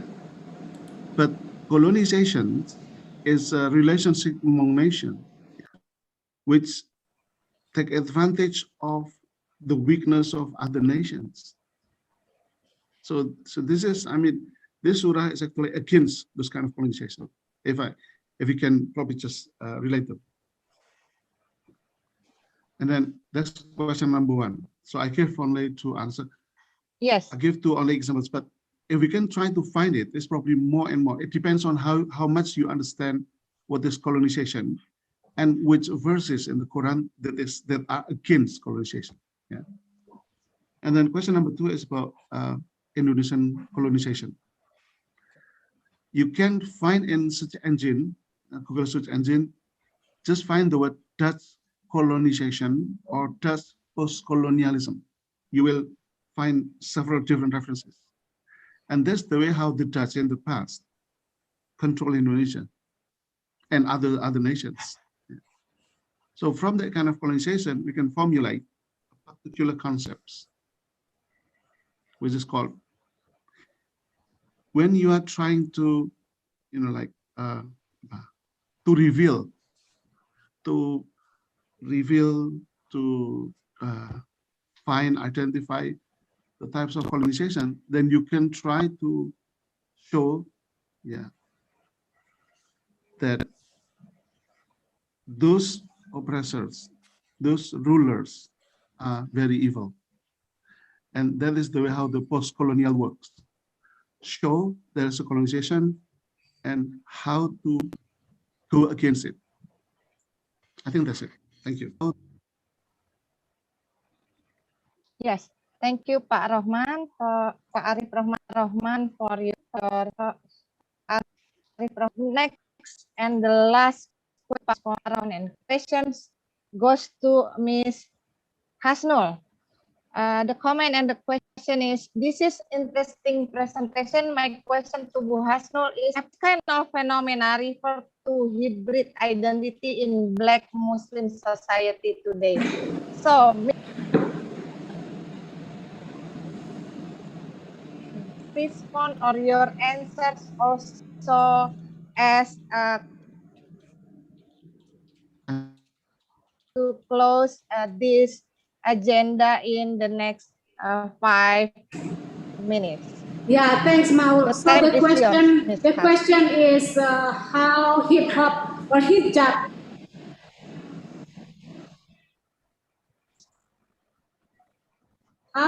hip hop is identified as Muslim identity.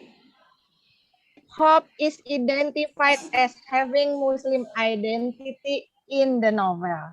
Does this kind of phenomena refer to hybrid identity in Black Muslim society today? Yeah, as I explained before in my paper, so according to Suad Kabir, so she investigate a Black Muslim community in US, and specifically in Chicago, or near specifically for Muslim community, Black Muslim community there. And so she found that how Muslim community there use hip hop at the mosque. So this is also reflected in the novel when Kadra, the protagonist, also use hip hop by combining hijab when they're performing dance at the mosque or dawah center. So this is how they questions American belonging by showing the crisscrossing identity between Islamic culture, hijab, and also hip hop as a Black community culture. So because this hip hop music is used by the Black Muslim community at the time, so we can consider that, or cover and view that, we can consider that hip hop, or they mentioned that hijab hip hop can be considered as a Muslim identity. Yes.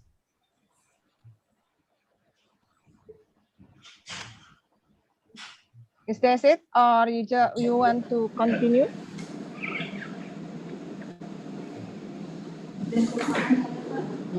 You can add with the closing statement, Ms. Hasnul. Closing statement? Oh my God.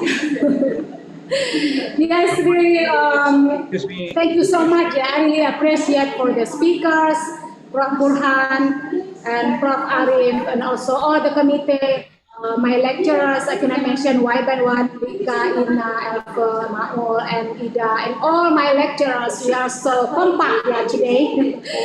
And Ocit also here already. After this, we will celebrate Bukber, Buka Bersama, and we hope that all of you guys in this Zoom, I would like to invite you to come to Ciputat UIN Jakarta, so we can Bukber, Buka Bersama together today. Excuse me, moderator. Much for our great opportunity, always cooperation. So for the next agenda, we will have International LITAM Conference hosted by UIN Surabaya in July 20 and until 22. So about 2 or 3 days. So we really hope you guys all here participate by sending your articles, your papers, for the international conference, or both actually, for this national conference hosted by UIN Jakarta, and also next international conference hosted by UIN Surabaya. So we're still waiting actually for your papers for today national conference. We still have slot to publish your paper, especially you as a lecturer, and you can work together with your students to send your final assignment to make it as an article to be published in our proceeding next month. Yes, I think that's all. Thank you so much again. I'm so happy to see you all, LITA members or non-LITA members. We really hope you can join us in become a member, LITA member soon, so we can continue this silaturahim, insyaAllah. I think that's all. Thank you so much again. Assalamualaikum warahmatullahi wabarakatuh. Waalaikumsalam warahmatullahi wabarakatuh. Pak Burhan want to say something. So 1 minute closing statement from Pak Burhan and 1 minute from Pak Arif.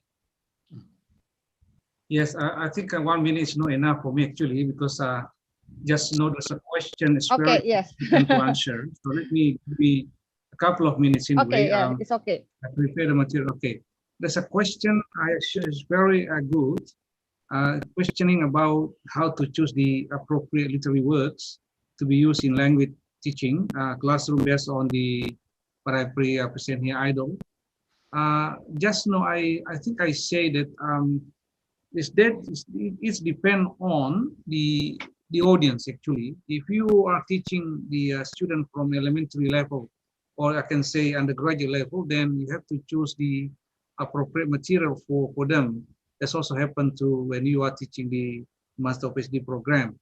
That's the first one. The second thing, since we are talking about the English language teaching, I'm going to say actually the inclusion of literature in the field of ELT has multi-dimensional usage in teaching all of the language skill. For example, when you are teaching reading, of course, you need to choose the kinds of literary works that basically based on the poetry.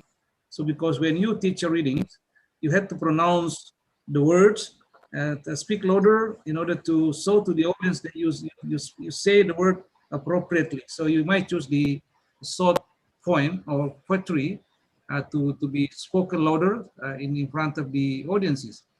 While if you're teaching speaking skill, it could be also you choose a very short example of what we call play or drama. Then everybody can participate on speaking, discussing, using dialogue, etc. This also happen if you are teaching writings or other skill of English. So this is going to be carefully prepared in the model I propose in this particular occasion. So I hope that by next month or a month later, if this article is kindly accepted in Scopus Index journals, you are very welcome to read from the Scopus database. I do my best to publish this article. And the last word I can say today, actually, I'm very happy to see my friend Dr. Arif Rahman. We're all friends at Gajah Mada University. Since I was also graduated from the same university, I'm very proud of being part of the Gajah Mada University, because that part allow me to continue my studies in overseas without any more further testing. So I got a certificate from Gajah Mada with the translation, one transcript in English. So when I apply scholarship from the Australian government, it's very easy for me to be directly accepted to be granted, a research students there. So once I visit Gajah Mada, Pak Arif, to do accreditation, I met our teacher, Professor Ida Daroyadi, and also Professor Juliasi, and but I heard that you were assigned to be coordinator for a postgraduate or doctoral program, and then you moved to England. So I'm very glad to hear that. Hopefully one day we can meet somewhere, even if not in Jogja, maybe somewhere in Makassar, or if it's a blessing for me, we might see in England. Professor Suliati, the president of LITA, very much thanks indeed. You really bring me to the stage, because by chance, Pak Arif, I met her at UIN Surabaya as well when I did application, somewhere there, and then I didn't know, because he didn't let me know if she is, the wife of my best friend, Professor Yasid. We were together as the head of the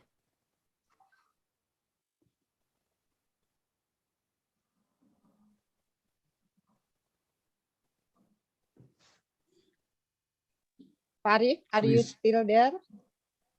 Pak Burhan is freezing now, I think. Yes. Please. Yeah. Okay. While we are waiting, sorry, Pak Burhan, Prof. Burhan. While we are waiting for Pak Burhan, I guess the signal is not stable. Okay, let's go to Pak Arif Rohman. Yes, last statement, 1 minute.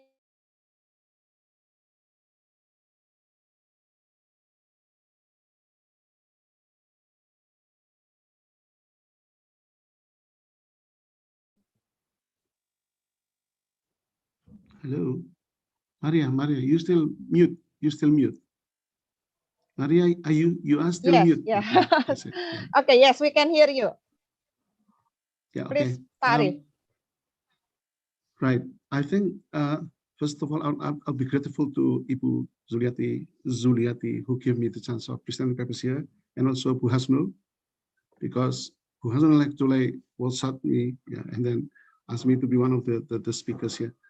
But one thing that I would like to probably propose in the seminar is there shouldn't be fragmented topics. Yeah. So if we already start with post-colonialism, it should be followed by other topics in post-colonialism, and then the papers can be put together in a books and then published. Yeah, that would be much better for LITA, I think. So LITA will have, from, for instance, like 2-3 different conference, then they will have like materials to be published. And the more you have conference, the more you have publications, and that will give LITA, like a very good position. And also for the writers to give the credits to them. Yeah.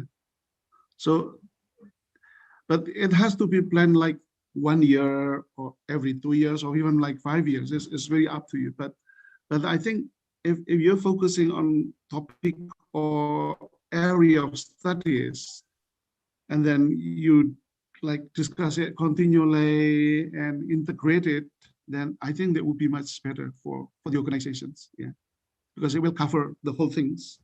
When it is done, then you can move to other topics. Yeah, I think that's it from me. Thank you very much. Well, thank you very much, Pak Arif, for the suggestions for LITA and for all of us.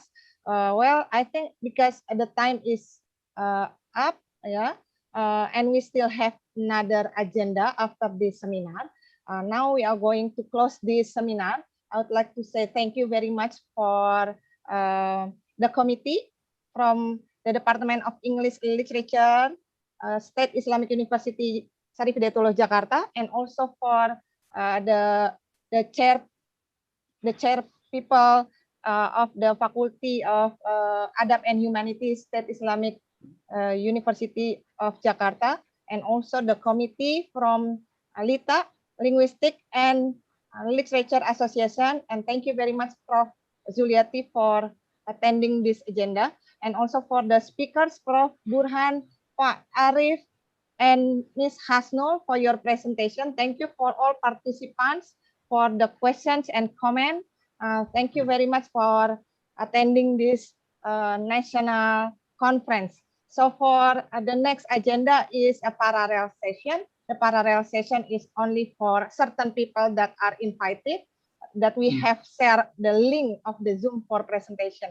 So after this, we go to the parallel Zoom. So for the seminar, I think that's all from me, Maria Ulfa, as a lecturer of English Literature, State Islamic University Syarif Hidayatullah, would like to say thank you very much, and see you again in the next agenda from our department and also from LITA. Wassalamualaikum warahmatullahi wabarakatuh. Waalaikumsalam warahmatullahi wabarakatuh. And don't forget to fill in the participation form for the certificate, and for the materials from the speakers, we are going to share it in the WhatsApp group of LITA members, because this is special for the members. So those who are interested in joining LITA, please contact the committee or the contact person of the LITA, as I said before, and I will share it again in the chat Zoom. Please take a note for the information for becoming LITA members, and you will be invited in the WhatsApp group of LITA, because there are many information about many programs.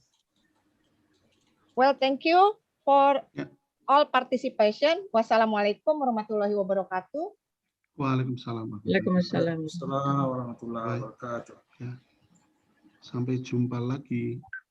Terima kasih Sampai Bapak jumpa, semua. Pak. Terima Pak kasih Arif. Pak Arif. Sama-sama.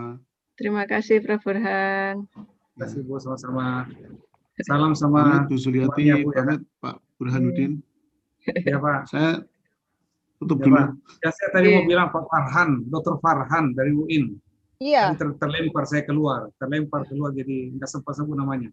Bapak Dr. Farhan adalah salah satu dosen senior kami. Beliau salah satu